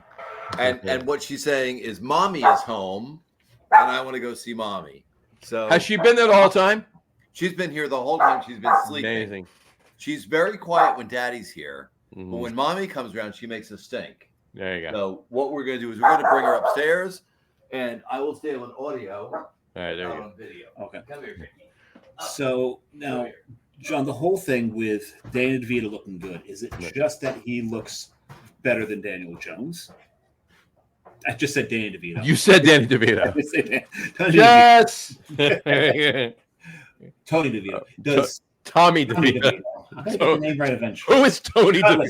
Tommy Cutlets. I'm just going to stick with Tommy Cutlets. If I try to use this real name, it doesn't work. Tony DeVito. I want to find a guy named Tony DeVito. I got to do this. Get him going. But Tommy Cutlets is the enamored with him is because he's so damn Jersey and he's looks so much better than Daniel Jones, or is he actually a viable NFL starter? I don't know. You know what? I mean, here's the thing. From what we've seen, he looks like a pretty solid backup, right? But he hasn't played enough to prove that he's more than that. Right. Okay. And that's my take. Honestly, and I'm gonna wait to give my Daniel Jones information until Brian gets back because he can weigh in. But as far as Tommy DeVito goes, if he plays hypothetically speaking, if he plays 9 or 10 games, that should be a decent barometer of whether he's NFL caliber to even start breaking through to possibly be a starter, right? Right. But he hasn't played enough games to prove more than the fact that he's a pretty solid backup quarterback. Right. Which one? But we're talking about DeVito, right? Yeah. If he could play more games, then it would prove whether or not he's capable of possibly taking a starting role. But at the moment, the only thing you really can say with any certainty is that he's a solid backup quarterback. right? True enough. As far as Daniel Jones goes, there's no excuses this year. Brian, can you hear me? No. Yes, yes. Right. There's no excuses this year. The offensive line has been fixed to some extent. I mean, it's not a solid brick wall like Eli had back in 07 and 2011, or certainly that Phil Simms had back in 86. Right. But, it's a lot better than it's been in the last 6 years. Right. And he's got a good receiving core. He's got a great amazing receiving core. And I got to be honest with you, no shade to Saquon, but Devin Singletary is not a bad running back. Not at all. Okay, and Eric Gray is pretty damn good. Gray is too. great. Gray is great. No, I saw him at the preseason game. What school did Gray come out of? I don't remember. I'm not sure actually. If you said it, I'd be like, oh yeah, that's right, but I can't think of it right now. No, but Gray did like wonderful stuff. He did. He actually is really good. So Yes, I don't He think can they're actually not- play football. There is a reason I asked you what school he came from. Oh, Oklahoma. Okay. Uh-huh. No. All right, but in any event, Daniel Jones has zero excuses for why this But can't be. the Giants organization, because they screwed the pooch, are going to make excuses. No, they're not. And I'm going to tell you why. You think they're going to finally give up on him? Daniel Jones is Gettleman's boy. It's not Joe Shane's boy. Oh, that's right. So hopefully, Joe Shane didn't screw the pooch with Daniel Jones. Right. Dave Gettleman, who set this organization back 6 years Yes, during his tenure. spending so much damn money Right. on bust after bust Right. after bust. That's the problem here. So this is so much money on Daniel Jones was a waste. This is the make or break year. So if he can be what he was and more that he was 2 years ago, and they get to the next level, forget about last year. They get to the next level that they were at 2 years ago. Like get back to the NFC divisional game in the playoffs, and even if they don't win it, compete hard because they got shit kicked out. Right. We need to be in the playoffs. Right. So if they can do that, then fine. If he So proves what, himself to be, what I'm hearing here is get Kerry the Daniel Jones jersey. well, no, because No. here's the thing. I'm not going to be one of these guys. You're rooting for him. I'm rooting for him because I'm rooting for the Giants, right? I'm not rooting against him because I want him to go another year of mediocrity. Fuck that. I don't want that. No, 5 more years of mediocrity. Well, that too, right? Yeah. So and I've gotten to the point where I don't buy anybody's jersey that is not an accomplished player. Right. I bought the jersey that I bought that I told you about before, which anybody wants to see it. Not that it really matters, Jersey Johnny here. I bought a jersey. Yeah. Shocker. I know, right? I normally just buy classic players. I normally do. Right. Usually not active. Sometimes players. But well, it depends on who it is, right? I do have a Daniel Jones jersey, right? I did have a Saquon Barkley jersey. I actually have 2 Saquon Barkley jerseys. I thought you bought the Eli while Eli was still active. I did. But he bought it. He was active enough that it was worth it. Right. Well, he already had 2 Super Bowls. Right. Yeah. When That's legit. It's okay. That was legit. Yeah. I had an Eli Manning jersey. I had an Eli Manning jersey before he won the 2nd Super Bowl. I bought others since. Right now in that closet. Well, this one and I have, including this one, I have 3 Eli Manning jerseys. So, you may have a problem. Yeah, I know. I do. And I'll be the first to admit it. But in any event, you're worse than me with Hawaiian shirts. But I do. Yeah, this is true. But I do. I do usually buy classic players. I don't buy new ones. But the specific jersey that I bought that I was telling you about before that I bought the other day, they only had new players. So I picked one of the new players. The specific jersey. Well, as you know, I only have one Giants jersey. The one you're wearing. And it's because it was my favorite Giants player of all time. Mm-hmm. There you go, right there. Mm-hmm. And the great thing about wearing a Mark Navarro jersey is you can go to any stadium. You could probably even go into Philadelphia wearing this jersey. And well, he was an Eagle at some point. He was an Eagle. Yeah, that's true. But you could probably go to any stadium wearing this jersey and they could go, Bavaro, what a great player. You will not catch shade anywhere for wearing a Bavaro jersey. So many other players, yes, you will catch shade for. Not Bavaro. He is beloved everywhere. There was one time we had a sports jersey day at work. Our HR guy is from San Francisco. So he was wearing a Montana jersey? No, he was wearing a Ronnie Lott jersey. All right. He looks at me, goes, "Oh, damn. You know this means you got to carry me on your back all day long now, right?" There you go. That's funny.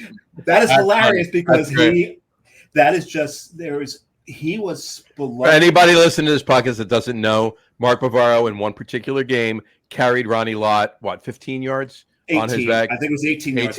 On his back. Ronnie may have only been 15. Several other guys. Yeah. Pretty much half the 49ers defense he dragged at least 18 yards. It may have been more. Yeah. After the first guy hit him, he still gained so much yardage. And that play is ingrained in 49ers fans' memories. That game. Right, because it's like, how the hell could that happen?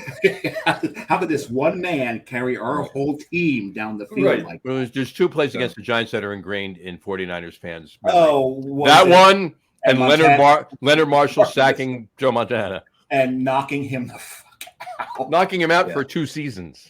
He was just... One of my buddies had bought a Gillen jersey. Okay. Yeah. Because his last name is Gillen. Well, there you go. A friend of mine is not a Packers fan, but his last name is Matthews, and he bought a Matthews jersey. Yeah, that makes from the sense. Packers. Yeah. So Clay Matthews. Yeah. That makes and sense. how could you be upset at a Clay Matthews jersey? No one could be upset. Of course at a Clay not. Matthews jersey. I actually have a Clay Matthews jersey. Really? I'm surprised. What a shock. What a shock. Now, here's a question for John. Of all the teams in the NFL, there's only one team that he will not buy a jersey from. Nope. And that is the Dallas Cowboys. Dallas Cowboys. Now, John, you'll buy an Eagles jersey? I have Eagles jersey. Yes. I have a McNabb jersey. I have a Jaworski jersey, and I have a The Jaworski jersey. I can understand. Yes, that one, and I'm Polish. There you go. So I have a Reverend jersey. The Reverend Mr. White.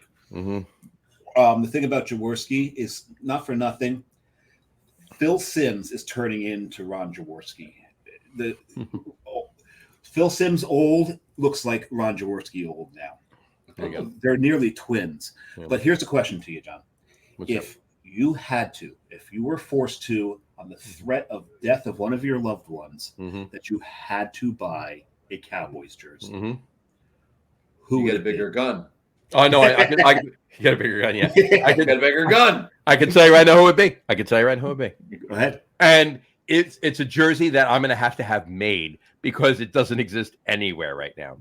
I guarantee you there is not one of them on the face of this planet that still can be bought. All right. And that would be a quarterback that actually went to a Super Bowl for the Cowboys, became a Giants quarterback, sucked. I watched him give the finger to the entire fan base, and then he went to Denver and went to the Super Bowl, and then lost to the Cowboys. But that's besides the point. And that would be Craig Morton. I would buy a Craig Morton jersey. If I had to buy a Cowboys jersey, I would buy a Craig Morton jersey. Brian, if you were to own a Cowboys jersey, which would it be? I wouldn't. If you had to. No, I just said I wouldn't either, and I don't. Well, but if I had to, it would be Craig Morton. So I would get a bigger gun. I have lots of friends with guns. Oh, I've got a friend. I would not have a problem taking care of the person that's saying I have to have a jersey, and they would never be seen again. Over the last 4 years, 5 years, 4 or 5 years. And hold on a second. You have to realize that it's coming from a person who my daughter was married to, then was smart enough to divorce a Cowboys fan, but unfortunately not before they converted my 2 grandchildren into Dallas fans. That sucks. So this is really difficult for me. Brian, for that crime, give us an address. I'm kidding. Unfortunately, he's been a good dad. There you go. Oh, okay. Well, there's that. So That's that. he wasn't. It didn't work as a husband, but he's a good dad. Well, that happens. So, That happens. Well, I asked you guys a question, and that's the way sometimes life works. It's like sometimes two people don't mix together, but separately, they're both good people. Separately, they're good people. Yeah. Mm-hmm. So I asked you guys a question, so I can't not answer the question myself. And it's one of those things where there's teams that I can't stand. I hate them. And I wouldn't wear the jersey, so I get that part. But there are players on those teams that I have admired, right? Mm-hmm. And for me, let me guess. Go ahead, guess. Daryl Johnston. Nope. God, really? No. You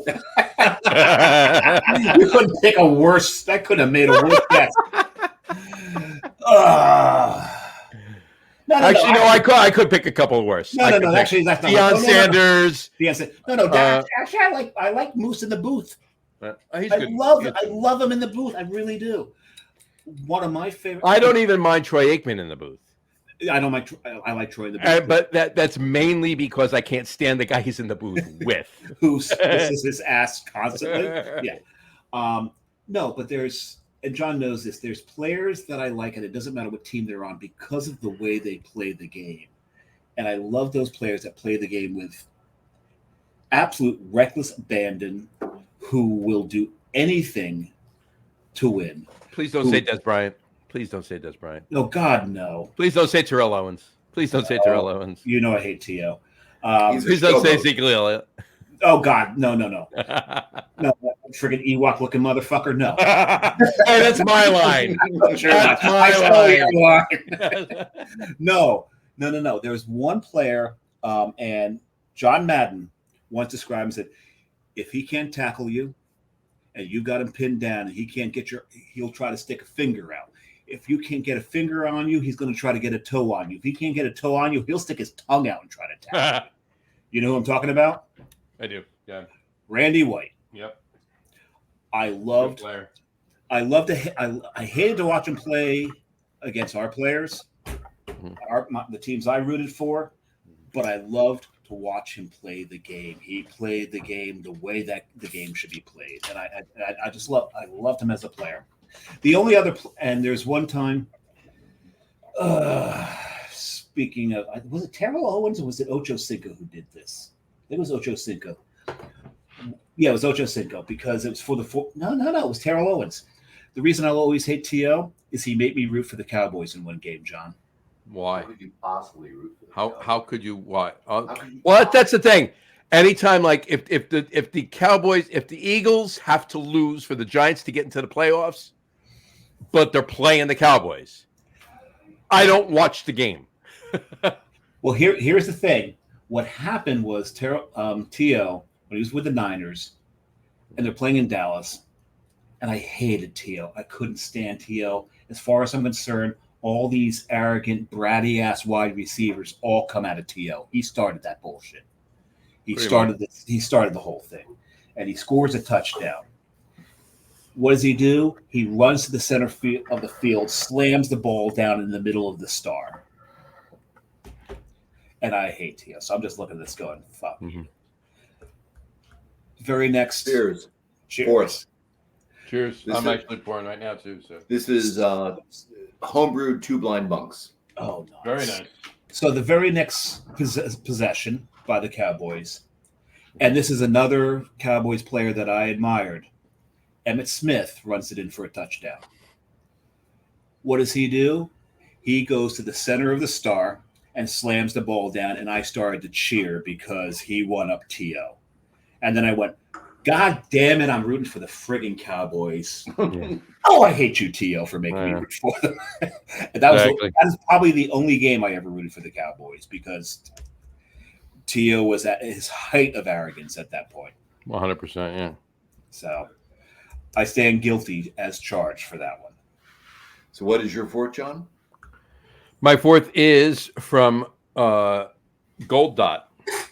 Gold Dot? Gold Dot. Where are they from? Where's Gold Dot? Gold Dot is basically a it's another brand of Heater Allen.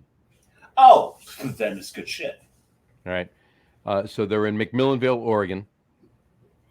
And this is obviously another Tavour beer. Other than the Freising Tide, every beer I've had tonight's been a Tavour beer. So I may have had a Gold Dot. Well, the next time I'm on, I guess I'll have all Tavour beers. there you go. There you go.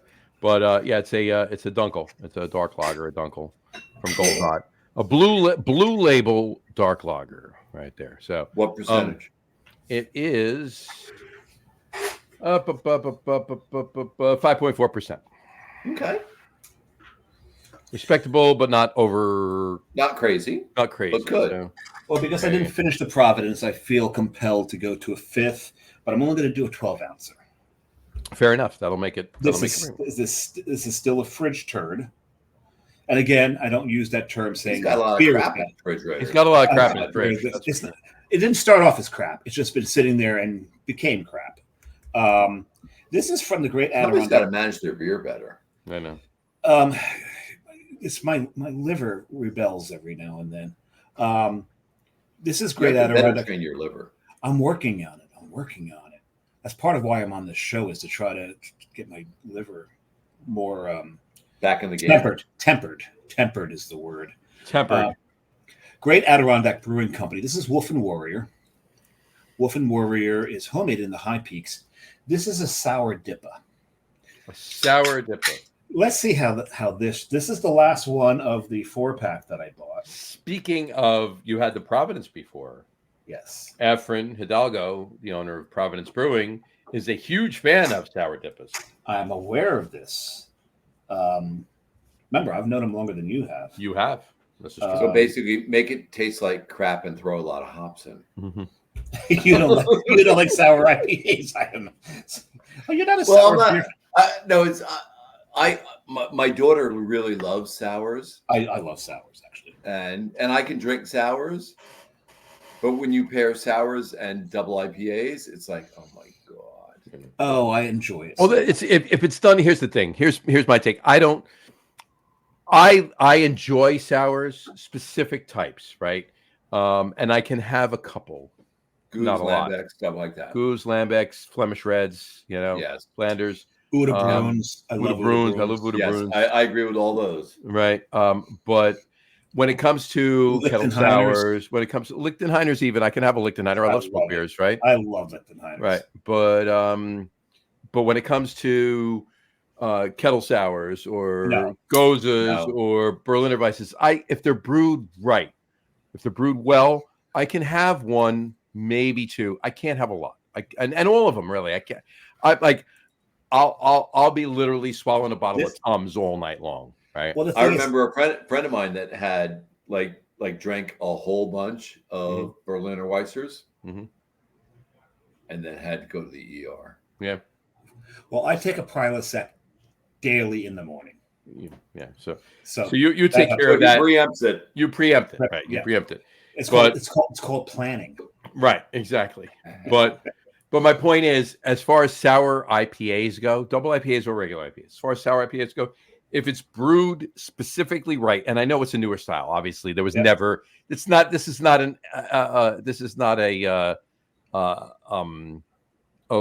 historical style. It's not a classical style. It's not a classical No, style, it's right? But if it's brewed specifically right, the way the hops play with the sour yeast, it's actually pretty good. And I can't have a lot of it. I can't even have a whole one. Like I'll have a taster, maybe a half pour, and that's it. But if it's brewed very, very well and spot on to the original basis of the style, right, I can have it. But other than that, there's like, it's pigeonholing, right? You got to be in here, and it's good. But a lot of them are here. But there are some breweries that really do it better than others. Hudson Valley is. Hudson Valley is they should be the benchmark. They really They should be the benchmark. Live Long. Mm-hmm. Remember the one I brought back for you that one time? There with Live Long is good. I've been to Live Long. They're very good. Proc makes good ones too. Proc because makes very good. Yeah, I've been to Proc too. They make. because that's the thing. Like we were just talking about. Although the Proc actually had a lot of Belgians and German styles while I was there, so I didn't really venture out of those. Oh, that's the whole thing. I wouldn't have ventured either. We're talking about Gunner's Daughter earlier at how Mass Landing made peanut butter porter a big thing in Maine Right. when you had Live Long come out with their sour IPAs. A lot of the other breweries started attempting sour IPAs for better or worse. Sure. And of course, Proc being Proc, I think maybe even one up Live Long a little bit on their sour IPAs. Right. So, but this one, that's the thing. I was curious about this, how this would hold up. Mm-hmm. But when you got a sour IPA, the sourness of the beer, sour beers hold. Right. If anything, they'll get a little more sour, but they can last a little long. So I was wondering if like the hops would be suspended in it and travel along with it, not oxidized because of the sour in the beer. Yeah. And it has still got like a tangerine nose to it. It is sour than at first. This is actually drinking better than when I first drank it, John. Really? This is if I were to rate this. When I first had it, I think I rated maybe a 3.75. I'd rate this a 4.25 now. Okay. This aged damn well. Sometimes it needs to mellow a little bit. Yeah, and this is almost the opposite of a fridge turd. This is a well-aged beer. Very nice. Yeah, and when is it from? When was it from? When was that? This is the Great Adirondack Brewery. This is in Lake Placid. John knows damn well my favorite place in Lake Placid drink is Lake Placid Brew Pub because they make Ubu and drinking. So Ubu is an amazing beer. So people who have had Ubu in the bottle or in the can are thinking, "What, are you out of your fucking mind?"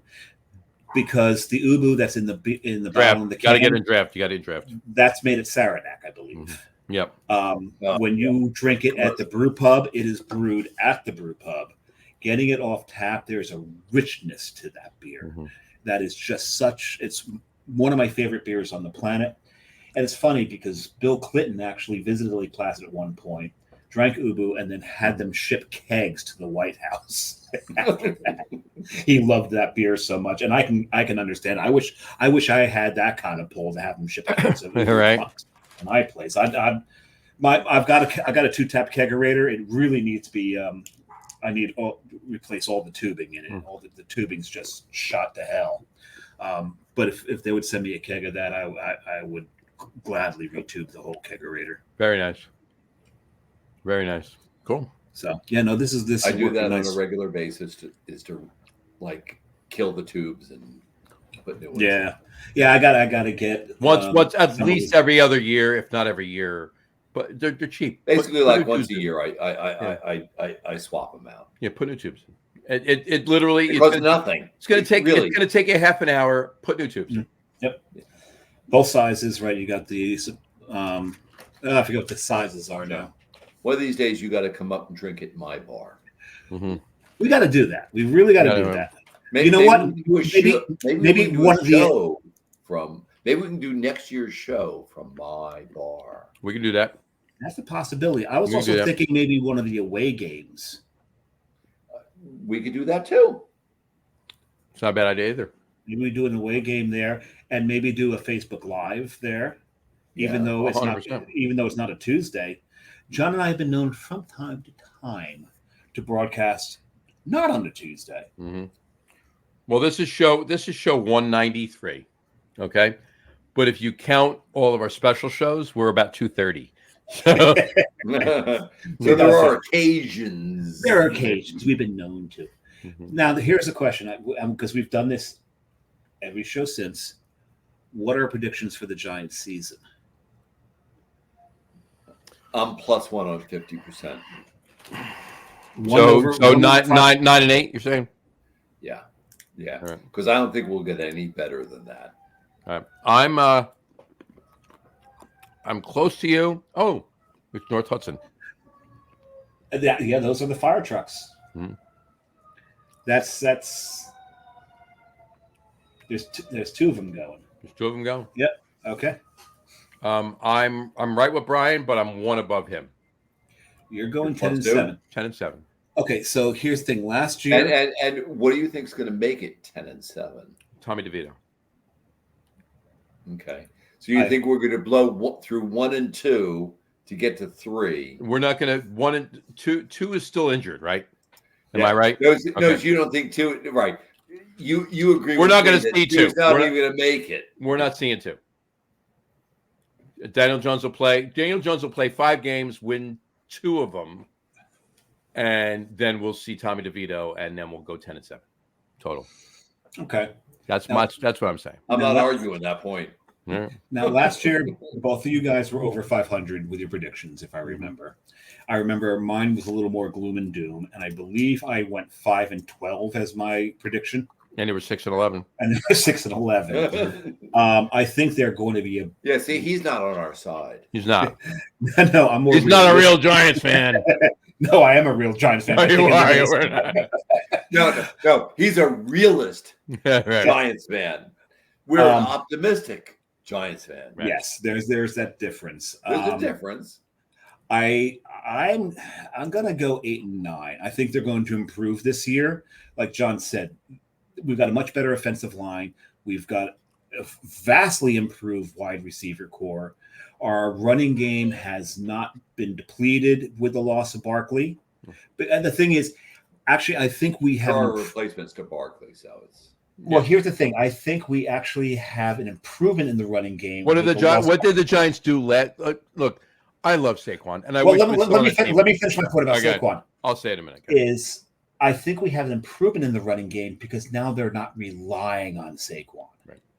That's the big point. They Fair thought that Saquon could put the team on his shoulders, and he's a great running back, but you can't carry the whole damn team when you've got a suck-ass quarterback. It doesn't work that way. So now that we've got 2 really good running backs that may be a little less than Saquon, well, I think Gray will do well. You're talking to a Sooners fan. I know Gray's going to do well. I watched him in college.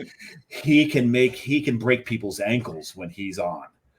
He's an amazing running back, and he just finds those holes and he hits those holes so explosively. I love to watch him run, and I think we've actually improved in the running game with the loss of Saquon because they're not relying on him. Right. On one player. Right. Yes, I exactly. agree. You have one player. It's like, okay, you concentrate on him, then who do we have? Because the defense is Gray and Devin and Tracy and stuff like that. It's Right. And so now, and you can put spread the risk. You could put 2 running backs in the backfield, and they don't know who to key on. That's important. When Saquon's back there, and you know what down it is, what the yardage is, he's getting the ball. Yeah. So I think that's actually an improvement with not having that superstar back there. I hate to death that he went to the fucking Eagles, but it's. Well, he does bad. Yeah. We may have to, if I get carry another jersey, we may have to have like a ritual burning of the Saquon jersey at a tailgate. No, right? keep it. John, you have no say in this because to you, jerseys are a religion. So you have no say in this. And I have no religion, so same. Actually, Brian, you and I, all 3 of us share a religion. Beer. 100%. Oh, did I share the glass I'm drinking it out of? Is that a Bolero glass? Yeah, because A snort glass. Mm-hmm. I don't have a snort glass. I love this glass. This is one of my favorite glasses. Is that a beer can? It's a beer glass? can. It's a beer can. Okay, cool. Yeah, And it's so they've got the bowl in the brewing kettle or the fermentation tank, I guess it would be. But no, I'm gonna go 8 and 9. All right. So basically, and this is what I was going to say about Saquon when I so rudely interrupted you, but this is what I was going to say. I love Saquon, and I do wish he was still on the team. However, what did we do last year with Saquon? 6 and 11. That's what we did with Saquon. Yeah. Okay. So, and he wasn't really hurt. I mean, he was out for what, 2-3 games, 4 games, right. 3 games. Yeah. So Devin Singletary is a really good running back. Eric Gray is a very good running back. We're okay. Yeah. All right. Yeah. But that's We're- why we have that's, options. We're not. I feel bad saying it because I really do like Saquon Barkley. yes. We're not going to miss him. And I love him as a person. The Giants did him wrong. They did. The Giants did him wrong. Let's They face it. should have given him the money not last year, the year before, and not Daniel Jones. But It's the funny. reason, My we know. daughter was hanging out with Saquon because one of her friends lives across the street from Saquon. Okay. So she was at her friend's house, and Saquon stopped by with his kids and just like hung out. Mhm. Like, Yeah. she was like, He's a great person. hanging out He with was- Saquon. they did him wrong. That's great that he did that. I really love that. But he's an Eagle now. Yeah, a lot of them are, right? What was his name? Jack Rabbit.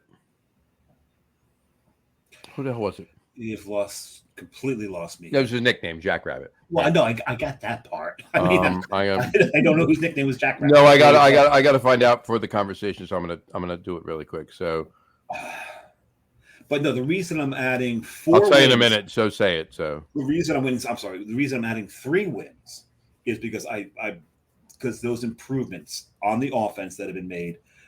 But oh the, yeah, I got it. But the improvement Yeah, has I'm not still been, concerned about the line. but the I am too, and we'll. I'm still concerned, but between the running game, the receiving game, I'm still concerned about the line. I'm concerned about the quarterback. Mhm. I still don't think we've got the players in place yet. I'm not concerned about the defense, the Giants' defense. I'm never concerned about the defense. There's been a few years where the it's- offensive line. Defense is even better than it was last year. It's Yes, yeah. So I'm not concerned about the defense. So when we win games, it's going to be 12-10. Mhm. You know, that's what's going to, or 3-0, something along those lines. But I just don't think the offense is going to. The defense is going to be exhausted by the end of the third quarter every game, and that's the problem. That's why I think we're going to have a losing record again this year. I don't think we're going to see the playoffs. And I hate to say it, but that's my feeling. I want to be wrong. God, I want to be wrong. All right, well, we'll find out. We'll find out. What I was saying with Jack Rabbit, it's Janoris Jenkins. When Janoris Jenkins. Oh yeah. Okay, I didn't know he was called Jack Rabbit. That was his nickname. He actually lived a block and a half away from my old house, my son, my kids, Right. In Fairlawn, when he was on the team. And my son, We're going to a couple of houses back. Okay. and my son, who, again, who is All in white in this picture. You're about all to white in this picture, right? He's white and cream. white and cream. He's going to be 24 in October. When he was in high school, and Janoris Jenkins was on a team, he used to literally specifically walk home past his house, and a lot of times he was out in front, washing his Bentley. Washing his Bentley. Yeah. So, which is funny because, why wouldn't he have somebody else with all that money? Why would he have somebody else watch it for him, right? But he used to talk to him. He used to stop by and, how you doing? How you doing, Jack Rabbit? Hey, how you doing? I got to recognize him because he walked past his house every day on the way home from school. And he was nice. So that's my point. Like, and Saquon was great for coming over and stopping by and talking to them. But a lot of there are some that don't. I will tell you that. But a lot of them do. Most of them are wide receivers. Oh, yeah, right. Right. A lot of them do. Associate. They're normal people. I learned a long time ago. I used to be in radio, and I learned a long time ago. You've got a face for radio. I do have a face for radio. I have a very good face for radio.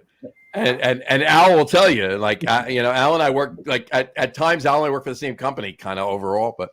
Al's got one of the best voices in radio. 100%. Yeah. I mean, I have a voice for radio. Yeah. I have a decent voice for radio. He's got the radio voice. He's got the voice for radio. Like, I can pull it off. He is it. That's it. I was a disc jockey, and I had the voice to be a disc jockey when I was, but Al. But yeah, no, 100%. But he'll tell you there's a lot of pro athletes that they're just, and I learned this in radio, like, and even pro athletes, anybody. Like I've met a bunch of people in radio, and they were like the three of us sitting here talking. Yeah, they're no different. Just the only difference between famous people and us is money that to more people. No, maybe the money they make, but more people know who they are. That's the only difference. It's literally the only friggin' difference. So, So I'm on 4 now. So what do you have? You're on 5. 5. You're on 5. You've lost Okay. count. Okay. Revenant by Magnify. Magnify. Oh, so someone's sleeping in late tomorrow. There you go. I work from home. So do I, but I've got to start work at 9. There you go. But I may go to a. I stopped. Let's say to a 5.5 because this is my 4.5. 4.5. Well, I'm stopping at 4, so I'm nursing the rest of this dunkel. I may go until we finish. So. Well, I may finish the show off with a boat.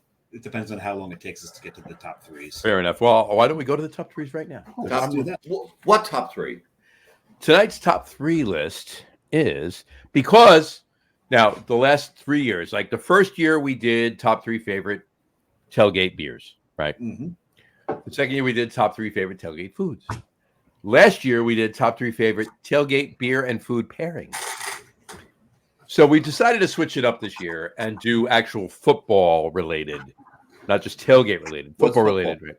And surprisingly, it's a game. Oh, hold on. Football, to answer Brian's question, football is that game that's played between both tailgate sessions. Oh, okay. Oh, that now I understand. All right, there you go. Now you got it. Okay. All right. So this year, we've all and it was Dave suggesting because we've talked about our favorite Giants players over the years. We have, right? but not officially as a top 3. Not officially as a top 3, but we talked about it. So it would be kind of anticlimactic if we did that as a top 3. So in honor of the fact that, redundant. Right. In honor of the fact that the Giants are playing the Vikings for opening day this year, as opposed to playing the Cowboys, which they've done for how many years in a row? Right. Too many. Right. With the exception of 1 year they played the Colts. Right. This year they're playing the Vikings. So this year's top 3 is top 3 favorite Minnesota Vikings of all time. Top 3 favorite Minnesota Vikings of all time. And I had no problem suggesting this because none of us actually truly hate the Vikings. I don't hate the Vikings. No, I really actually like the NFC North. And I like the Vikings. Yes. Central. If I had to pick a division that I actually like and don't have anybody and any team that I dislike in it, it's the NFC North. I can tell you why. Why is that? Because you're a Giants fan, and the NFC North are a bunch of teams that actually focus on defense. There you go. Yes. There's only 2 fan bases that are excited when their defense takes the field, and that's the Giants and anybody in the NFC North. No, because the Packers. The Bears. It's the Bears. It's the Bears, but it's also the Packers and the Lions and the Vikings. And I have a huge allegiance to the Bears because my sister and her family grew up in Chicago, so it's like I am a hardcore Bears fan. Unless they're playing the Giants, then Of course. And I do like, and everybody knows, and that's paid attention, and certainly anybody knows that they get on with a sports podcast. I am a Giants fan, number 1. I'm a Packers fan, number 3. I'm a Packers fan, number 2. So there you go. And there's nothing wrong with the Packers. Yeah. Well, John, you know who my number 2 team is. Your number 2 team is the Cowboys. You see that? How to shoot somebody in the foot. Suck on that one. No, my number 2 team is. Oh, wait a second. I've got a ducky here that will tell you who my number 2 team is. Oregon. There's my number. Oregon's his number 2 team. No, there's my. The Steelers is his favorite. That's my. And there's nothing wrong with the Steelers. I grew up as a Steelers fan, and when the Steelers pretty much, except for Stallworth, all retired at the same time, I didn't recognize the team anymore, so I had to find a new team. So I went local, and it was either the Giants or the Jets, and you made the intelligent choice. I made the intelligent choice. Yes, I made the classy choice. Let's put it. He did. Let's put it that way. That he did. At least the team that could win. And I'm sorry, no apologies to Jets fans for that one. And you know what? They'll own that. Okay, yeah, he's right. They will own that. So- He's absolutely right. They will own that. And hold on. On that note, though, you being a Steelers fan, there's me at Heinz Field wearing my James Harrison jersey. So there you go. And it's fucking Heinz Field. I don't care what you want to call it. It's not Acrisure. It's Heinz. But It's go Heinz ahead. Field. It will Whereas always, just like the other field, there's Giant Green Stadium River will always Stadium. be Giant Stadium. Exactly. Yes, And I will be at Heinz Field, not Acrisure. Heinz Field, Monday, October 28th. I was gonna go with Johnny, but For the Giants Steelers Monday Night Cool. Football game. So there you go. no, I was gonna go with Johnny, but the my Seattle Vancouver trip, we may have overspent a little bit. We did an omakase in Vancouver that was exorbitant. Let's put it that way. Pretty much, the budget for that pretty much took up the whole budget for the trip to Pittsburgh. For that. There you go. There you go. But man, it was worth it. Oh, that omakase was amazing. All right. Okay, so Brian, top three. So Brian, you kick us off. Top three favorite Minnesota Vikings of all time. Please kick us off. So I'm going to go to a boat. surprise, John. Boat. There you go. Boat. So It's not frozen. It's not a frozen. well, that's good to hear. That's good to hear. So Well, I'm going to go that will allow the rest of my group to have somebody left over to pick. No, your top three favorite. This is what it's about. I'm going to go start with the head coach. okay. Bud Grant. That's a solid pick. I didn't hear you. What'd you say? Bud Grant. Oh, Bud Grant. Yeah, Bud From Grant. Yeah. 67 to 83, the head coach of the Vikings. Yeah. To be Fair enough. that long-lived of a head coach, because you got to realize that head coaches, 3-4 years, you don't pan out, you're dead. Yeah. Well, he did go to 4 Super Bowls. he didn't He win. didn't win any of them, but he did go to 4 Super But Bowls. hey, as long as you can bring your team to the Super Bowl, You keep your job. Right. you've done your job. No, if you brought your team to the Super Bowl, you've done your job. Yeah. Somebody else has to do theirs at that point. Right. Yeah. Right. Exactly. That's true. So the next one is a split player. Okay. This person played for the Vikings and for the Giants. Fran Tarkenton. We knew you were going to say that one, Brian. We knew. John and I spoke earlier today. We knew you're going to. We knew you're going to go with Fran. So Not a bad pick at all. Damn. played in the 60s for the Vikings, played in the late 60s, early 70s for the Giants, played in the late Mid 70s, early to late 70s for the Vikings. Fran Tarkenton, the scrambler, Mhm. is on Scrambling both sides for of our his coin. life. Well, I mean, but he could. He Not could. everybody can scramble for their life. Especially back then, most quarterbacks were very, very immobile back then. Right. And I'm going to go with another unique player. I'm going to go to center, Okay. Ooh, Matt Burke. He Matt. played for 10 years. He made 5 Super Bowls. Mhm. For 6 years, he was man of the year for the Vikings. How can you not respect a person like that? You got to Very good. respect a center with that kind of longevity. There you I go. mean, it's a center, Yeah. Yeah. not a wide receiver, not a quarterback, not one of those quote unquote star players. A center, Mhm. one of those people that is integral to the game. Sure. Yeah. 100%. And there, Those it's, are my 3 key players. it's an Like- underappreciated position. Absolutely. There I mean, you because go. unless you're the brother of the person who's engaged to Taylor Swift as a center, you're not recognized. Of course not, because you're worthless. But you're really not, But you're not. You're one of the most important players on that because field. you are the most important person to get the ball to the quarterback. Right, exactly. And Because you're, without getting the ball to the quarterback, nothing else matters. and your butt cheeks are touched more than any other player on the field. That's a loving feeling. There you go. You gotta love it. You gotta love it. And as long as he hasn't lost that loving feeling. It's gone. It's gone. So, anyway, all right, Samurai, yours.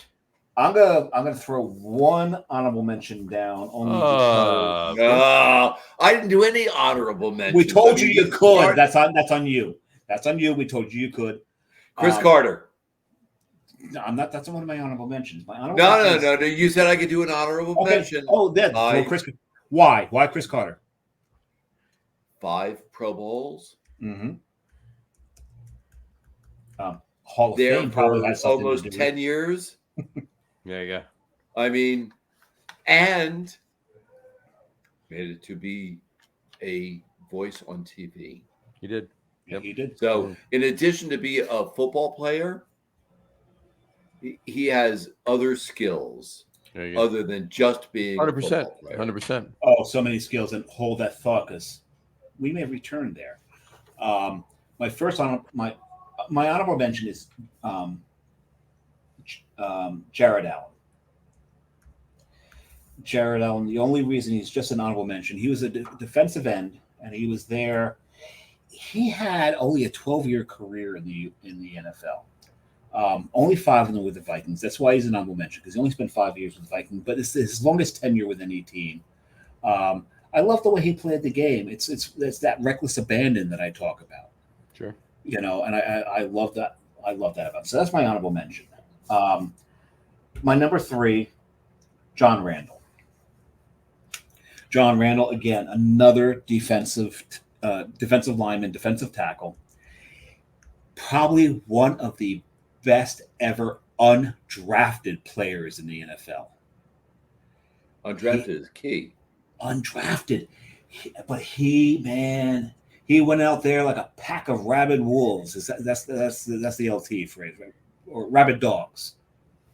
Let's go out there like a pack of wild dogs. Wild dogs. And that's the way he played the game.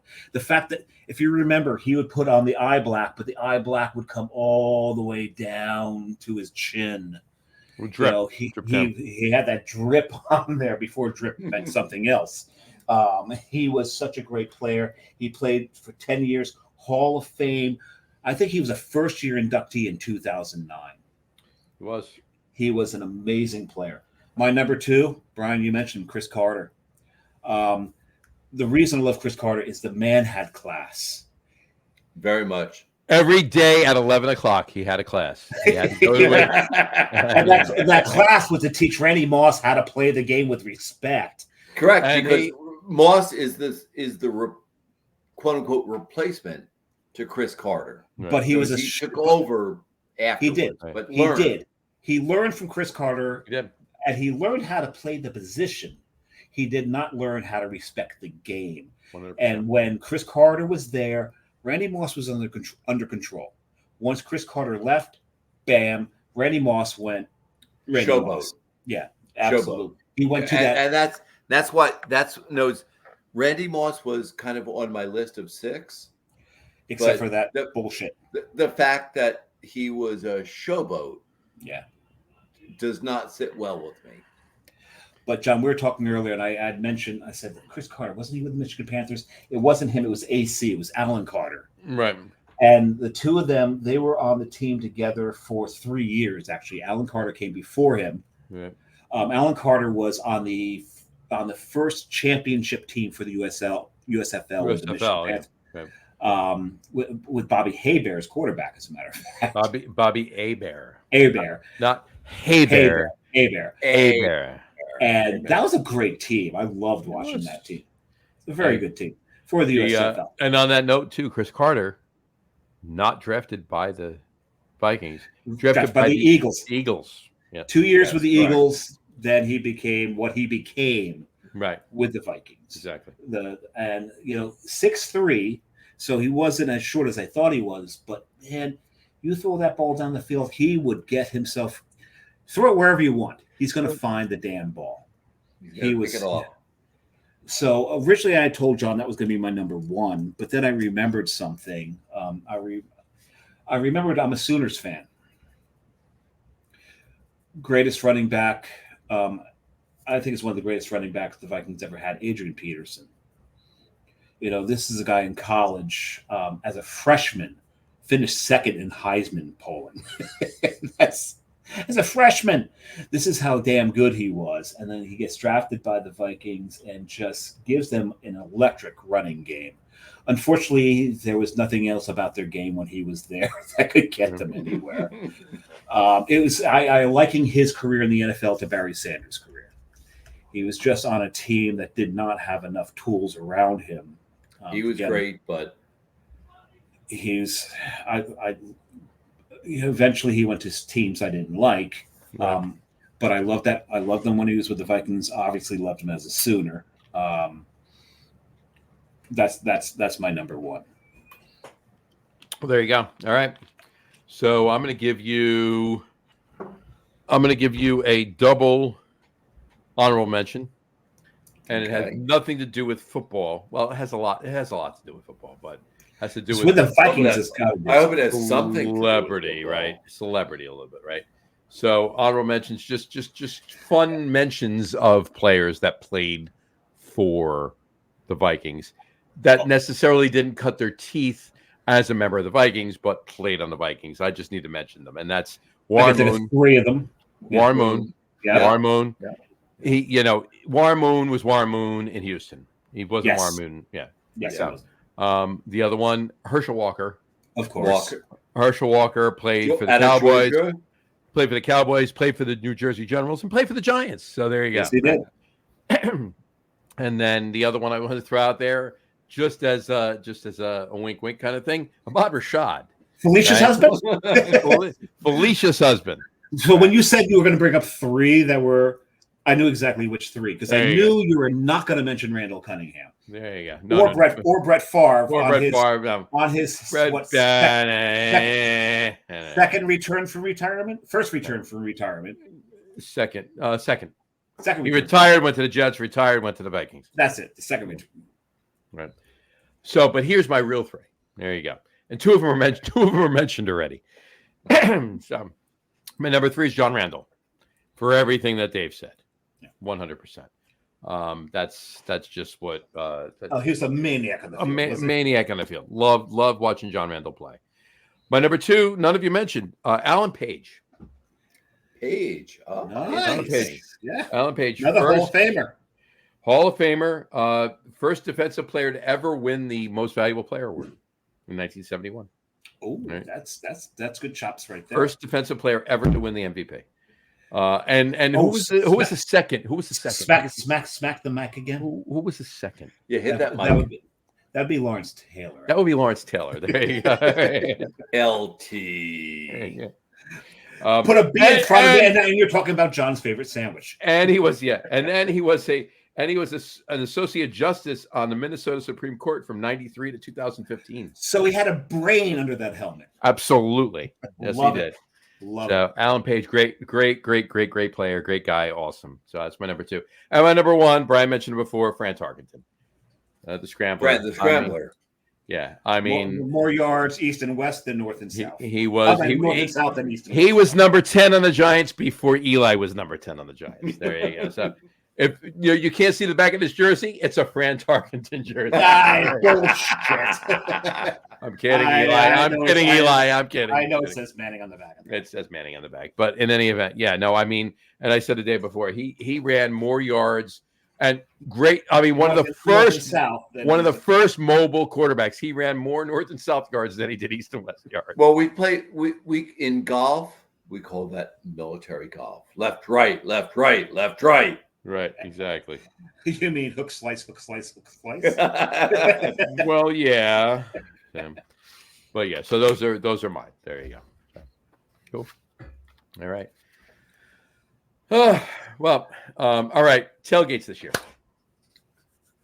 I might have like 10 or so. I think you might. You know what? I hope you have. There's 10 home games? No, I hope you have 11. I hope you have 11. Oh. I see where you're going. See, I don't count. I just go. And that's my goal. Yeah. I just go until they tell me I can't go anymore. Because beer and math don't mix. Why should I do math, which is difficult? Mm-hmm. I just Very. every time they tell me I can go, Just I go. go. You go. You know And, what? When and I I did, tell all my friends to come with me, and we go and we eat. And I have friends that own restaurants out in the Hamptons, and they bring me the. That was where they wait. That was where the lamb chops came from last year. The lamb chops, the filet I mignon, love lamb chops. So good. the like. My friend brings me the leftovers, so They were he'll so have a good. party on Saturday night, and he'll like have defrosted a whole bunch of lamb chops, or he'll have seared a whole bunch of filet mignons, and there'll be like a leftover filet mignon, or leftover filet mignon. or like It's a bunch still of lamb chops filet that mignon. are defrosted that have to get tossed, or down there's our steaks. throats, you mean, right? Right. Exactly. Thrust Right, down our correct. throats. Exactly. So it's like it's a real shame that we have to do stuff like this. Exactly. But That like sucks. so like but for someone's got to opening- do it, Brian. Somebody's got to do it. I have to take one for the team. Yeah, you're doing God's So- work if you so- believe in that stuff. So I think for opening day, I think I'm going to get like 100 clams Nice. and do Nice. clams on the grill with melted butter and hot sauce. Very nice. And then I love during the clams. season, I'll do a bacon explosion. I love Which bacon is- explosion. And Love since bacon I explosion. make my own bacon, We've heard and I have my brother that brings me up North Carolina sausage. So one of his friends makes breakfast sausage in North Carolina, so he brings me that. So I basically fry up a pound of bacon in like little chunks, and then take 2 pounds of sausage, 2 or 3 pounds of sausage, like lay it out flat, and then put that pound. There's bacon explosion right there. Yes, on a Right roll. there. On a It's- roll. There you go. on a roll. Bacon explosion it's- on a roll. So it's basically bacon wrapped in sausage, wrapped in bacon, thrown in a smoker for 2.5 hours, and then brought to the game, and then sliced like meatloaf and put on a roll.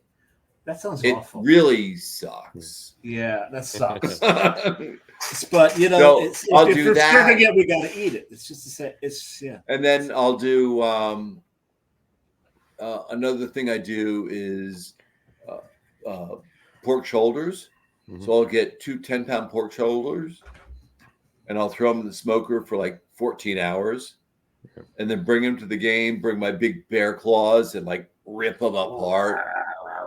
By the way, there's Brian cutting the bacon explosion right there. There we go. Do you have one with the bear claws going rah rah rah rah rah rah rah? We need So- a video of doing that. I'll pull them apart, and then I put them on.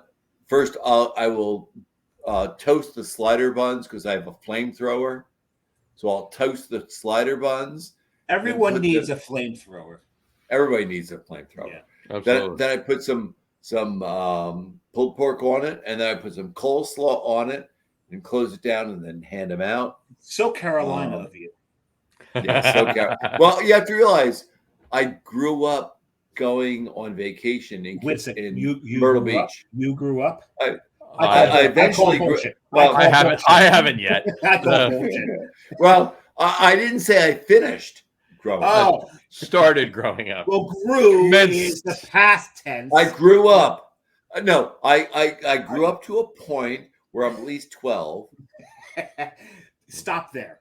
There you go. That's a good place to stop. and I grew up in North Carolina, South Carolina, going to Cape Hatteras and going to Myrtle Beach. That's a beautiful thing. My parents end up moving to Myrtle Beach. Mhm. I kept going there. So you Grew up know camp. how a pig should be smoked. I'm reasonably good at it. I'm not saying I'm perfect. No, he's pretty damn good at it. Hey, I'll say it. He's pretty damn good. You take the pig, you put it between, you roll it into the papers, you snip the end off, and like that thing. That's how you smoke a pig. I light them up. Speaking of lighting them up, this is another thing I do with Giant Games, and I don't know who that is with me, but cigars. Oh, not that asshole. Oh, I'm sorry. You know I love Matt. There you go. Yeah, there you go. But I bring yeah, at least 2 cigars to every game. absolutely. And I wish I could still smoke them, but you know I can't. I got You're not reasons allowed I to? can't. No, it's not. I understand. I understand. That does need an explanation. There's damage in here from COVID that I can't Yeah. smoke them anymore, and that sucks. I hate that, but you know, The last 2 cigars Dave got, he gave to me. So. Yeah. What a shame. They were good. They were good. I'm sorry. Dave. They were good. Dave, I'm a friend of yours. Remember? Yeah. You don't have to give them all to Jersey Johnny. I mean, you could. Well, if I acquire, I do make beer, and I I'm could aware of trade. if I acquire any cigars between now and the next tailgate, they're yours. Done. Okay. If you warn me before, I can fill some 16-ounce bottles for you. No, just having the beer at the tailgate and being at the tailgate, that's enough for me, Brian. Okay. There you go. That's Well, absolutely enough. I mean, we have a lot of fun at tailgates. I mean, our whole goal is one-upmanship on beer. And not only one-upmanship on beer, it's one-upmanship on how you cook the meat, the way the meat's been flavored. Absolutely. And what I loved is that, your last tailgate, I had brought some pork ribs, boneless pork ribs. And Johnny, I had marinated these in She-Devil. Johnny's had the She-Devil. I love She-Devil. Oh, yes. Well, there's a few different versions of She-Devil. Which one did you? I brought the Chipotle because I didn't know how much people would handle the spice. That works. And so we cooked those up, sliced those up. That got handed out. There was not a scrap left of that, and with about 15 minutes of it being done, and that made me feel so damn good because I know the palates of the people that come to Brian's barbecue and what they're used to. So to know that what I've created actually stood up to what shows up at that barbecue made me so damn happy. Mm-hmm. I mean, the key to our tailgate party is bring something different, bring something interesting. And She-Devil's different. And that's what it is. It's like, don't bring something that's like standard or normal or something like that. It's like, I'm not that's for fun. Yeah. Dave's far from normal. Oh God, yes. Or interesting. Well, we know that, but I'm just talking. You're talking about the food. You're talking about the food. Okay. All right. Yeah. So we'll see. The next tailgate, I'll have to come up with something because just the other day we did make lamb chops here, and I came up with a rub for the seasoning for the lamb chop. Okay. And was it She-Devil based or no, it actually wasn't. And John knows damn well that I am probably my harshest critic when it comes to the food that I make. Oh, he's worse than anybody over himself. Yeah. And I took one bite of it and went, I'm actually quite happy with this. And I'm terrified that I'm happy with this. There needs to be no tweaks to this. Mm-hmm. And so I had to quickly remember what I did and write it down because it's rare that I actually write anything down that I've done. So maybe the next tailgate I'll create that seasoning and bring some lamb chops as long as I know there's no other lamb chops showing up. There you go. So well, we never know. You never know. There could be a lamb chop showdown. Ooh. That's not a bad idea either. Well, that's not a bad idea either. Well, you have to realize that one of my buddies owns a restaurant in the Hamptons. I know. No, not okay. 1, 3. So you want me to show down with? You know what? I would actually love to try to go up against a chef from the Hamptons. So. And because if I could even stay close to them, that would make me happy. You could lose, but as long as you were in the conversation, you're good. Hey. Losing to an expert is not bad. As long as you're close. And as long as they say, you know what? This is really good. But I'm good with that. I'd be good with that. If somebody could say this is really good, but I'm going with that one while eating the other one. Yeah. Right. You've won. Then you win. So my buddy Scott is an excellent chef. He's involved in 3 restaurants out in the Hamptons. And he's the one that brings us our leftover filet mignon and spare lamb chops and leftover this. I really am not concerned. Has he ever brought foie gras? I don't think so. I don't think we've had foie gras. Ooh. But he has brought like pumpkin soup and like zucchini whatever and like all these other interesting items. So I will definitely challenge you to bring something that is quite interesting. Well, I think as well as I think those lamb chops came out, maybe we'll try to recreate that for. Because no, lamb chops are a rarity. Yeah, so I will probably try that one. We shall see, and I'll try to talk Carrie to allow me to bring this beer. Yeah, that would be good. One moment. Well, Johnny, what you looking at? I was just looking to see if I thought I had a picture of the lamb chops that he's talking about, but I don't. So. You do not. So we'll see what goes on. We do have to pick a game. I know we're looking at that Commanders game, so maybe that's one. Maybe we do two. Maybe do one a little earlier.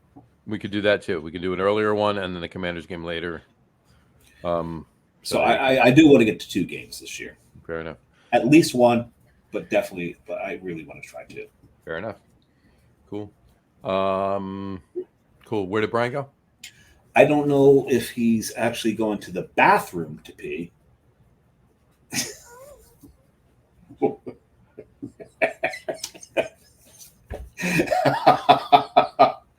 If you want to know why we're laughing, go to 2 hours and 20 minutes in this show. Exactly. And we'll explain it because we're not going to out him. Not at all. Again, because we've outed him so many times. Well, exactly. I mean, if you're a long time listener to the show, you know what we're talking about. Know what we're talking about. So, John, since no one watching picked out the one beer that I hadn't drank on the show before, which I wouldn't know. Johnny knows which one it was. Of course he does. It's got to be the. You know what? I know you had the Proc. Not Proc. The Providence. No, you didn't have the Providence. When was the last time we had Efron on the show? Well, the show he was supposed to be on, and I had that beer that night. You didn't. I did not.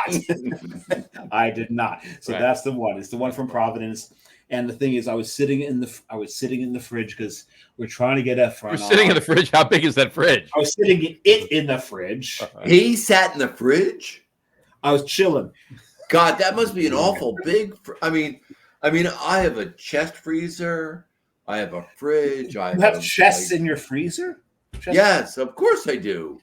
He freezes chests in there. It's just it's good to why wouldn't you? I mean, I'm a guy. I mean, why wouldn't I have chest? Why wouldn't I have that? Oh, exactly. you need to talk to Al Gattulo more.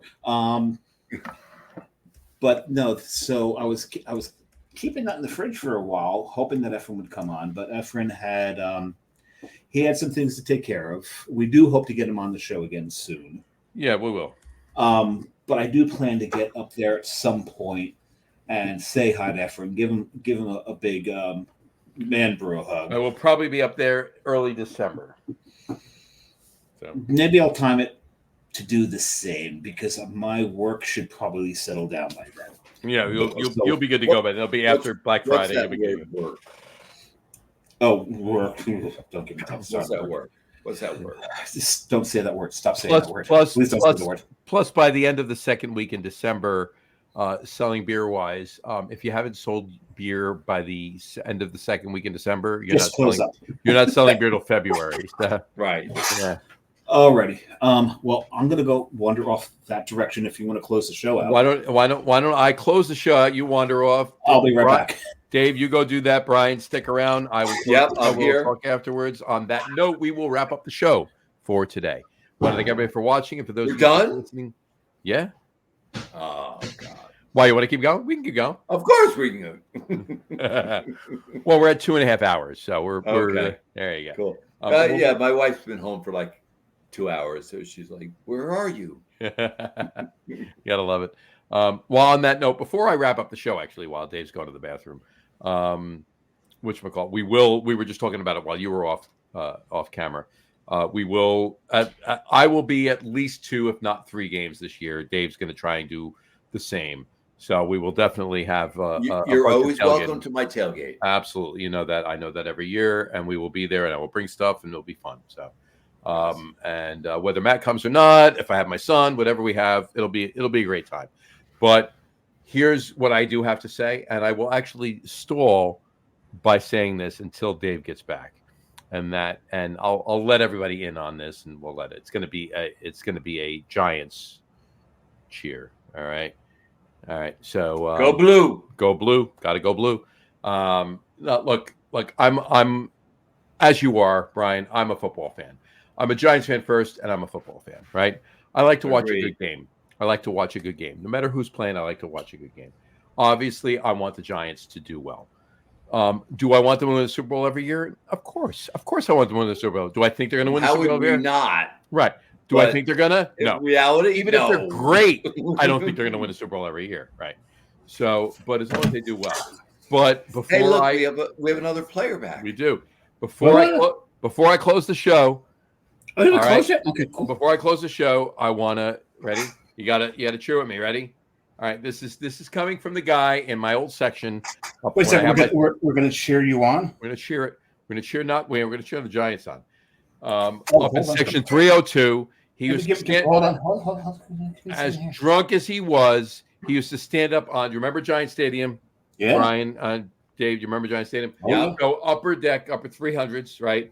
He used to get up. That's my seats. Right. He used to get up. We were in my seats were in section 302, row 25. Okay. 322, row 302, 25. I was 302, 25. Yeah. Brian was 322, row 16. Row 16. There okay. you go. A little closer. So he used to get up. He was as drunk as he was. He used to get up on that stanchion, the concrete. When you walk down, like if you're walking down and it's separated to go around, so you can go back in. Yeah. Yes. To the entrance. To the entrance. He used to stand up on that, and he used to get everybody up in both sections, up, and he went.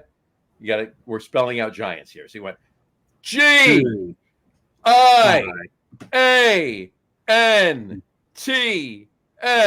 So Giants. He spelled it right? And he spelled it right. He did. He got it right. He was. There you go. And he never fell, which was the shocking part. Right. Okay. But anyway, so I digress into the. What the hell? That was me digressing? That was a yay! That was a big digress. All right. Anyway, on that note, we'll wrap up the show for today. Brian, stick around. We'll talk about it. We'll talk about all the tailgates we're going to do and everything we're going to do afterwards. But we'll wrap up the show for today. We want to thank everybody for watching. And for those of you just listening to the audio podcast, thank you for listening. Don't forget to visit our website, www.loggerroom.com. That's LAGERROOM.com. And please remember, like us and follow us on all of our social media. Facebook, Twitter, Instagram, and of course our YouTube channel. All of them are at The Logger Room. Remember, we go live with the video podcast on Facebook, YouTube, Twitter, which is now X, and Twitch every Tuesday night around 6:30 p.m. Eastern Time. And for those of you who just want to listen to the audio podcast, you can do so on our audio host, Spreaker, as well as iHeartRadio, Apple Podcast, Spotify, Odyssey, Audible, Google Podcast, Amazon Music Podcast, TuneIn, Podcast Addict, CastBox, Deezer, Podchaser, Listen Notes, pretty much anywhere you can find an audio podcast, you will find the Logger Room Guys Craft Beer Podcast. If you haven't done so already, please subscribe to one or more of those feeds, and you will never miss a show. Again, thanks for following along with us. Have a great rest of your week. Have a wonderful weekend. Brian, thanks for coming on yet again for this great football tailgate. Always great to have you. Always great to have you, Brian. We're going to have some great fun at tailgates this year at Giant Stadium. Here I go. I'm calling it Giant Stadium. It's MetLife. But Giant Stadium. No. It is not MetLife. It is Giant Stadium. Giant Stadium. There you go. We will enjoy it all, and we'll broadcast from it too, and maybe even from your, my your tailgate. Yes, Absolutely from the tailgate. 100%. If we're there, and if all three of us are there, if all three of us there, we're broadcasting. There you go. Absolutely. All right. Even if we like eliminate beer seminary, we'll move on, and we'll just do it. Eliminate what now? Well, I mean, if you're not going to come to our tailgate, well, if all three of us are there, we're doing it. We will do. Well, why do we have to wait for you? Because I know John's up more than you are. So why should I wait for you? Yeah. Well, we've convinced him to come more often. That's what it basically means. Okay. Hey, as long as that happens, then we're okay. There Let's you do go. it. There you go. Well, All right. But I Anyway, need to wait for him. let's find a couple of games to do this. we will do that right now. Anyway. All right. Okay, pick the 10 that you want to go to. 11. It's 11. 11. Okay, pick the 11 you want to go to because I'll be at all 11. My stereo over here, my speakers, these go to 11. So Do they? Well, why don't you just make 10 louder? it's one louder. 11 is one louder. So there you go. Anyway, enough of the Spinal Tap references. Here we go, folks. Thank you for coming out. Listen to the show. We will talk to you soon. Enjoy the weekend. We'll talk to you next week, folks. Drink a lot of beer, but drink responsibly. And we'll talk to you next week, folks. Take care. Cheers. Have a wonderful. Bye-bye. Enjoy.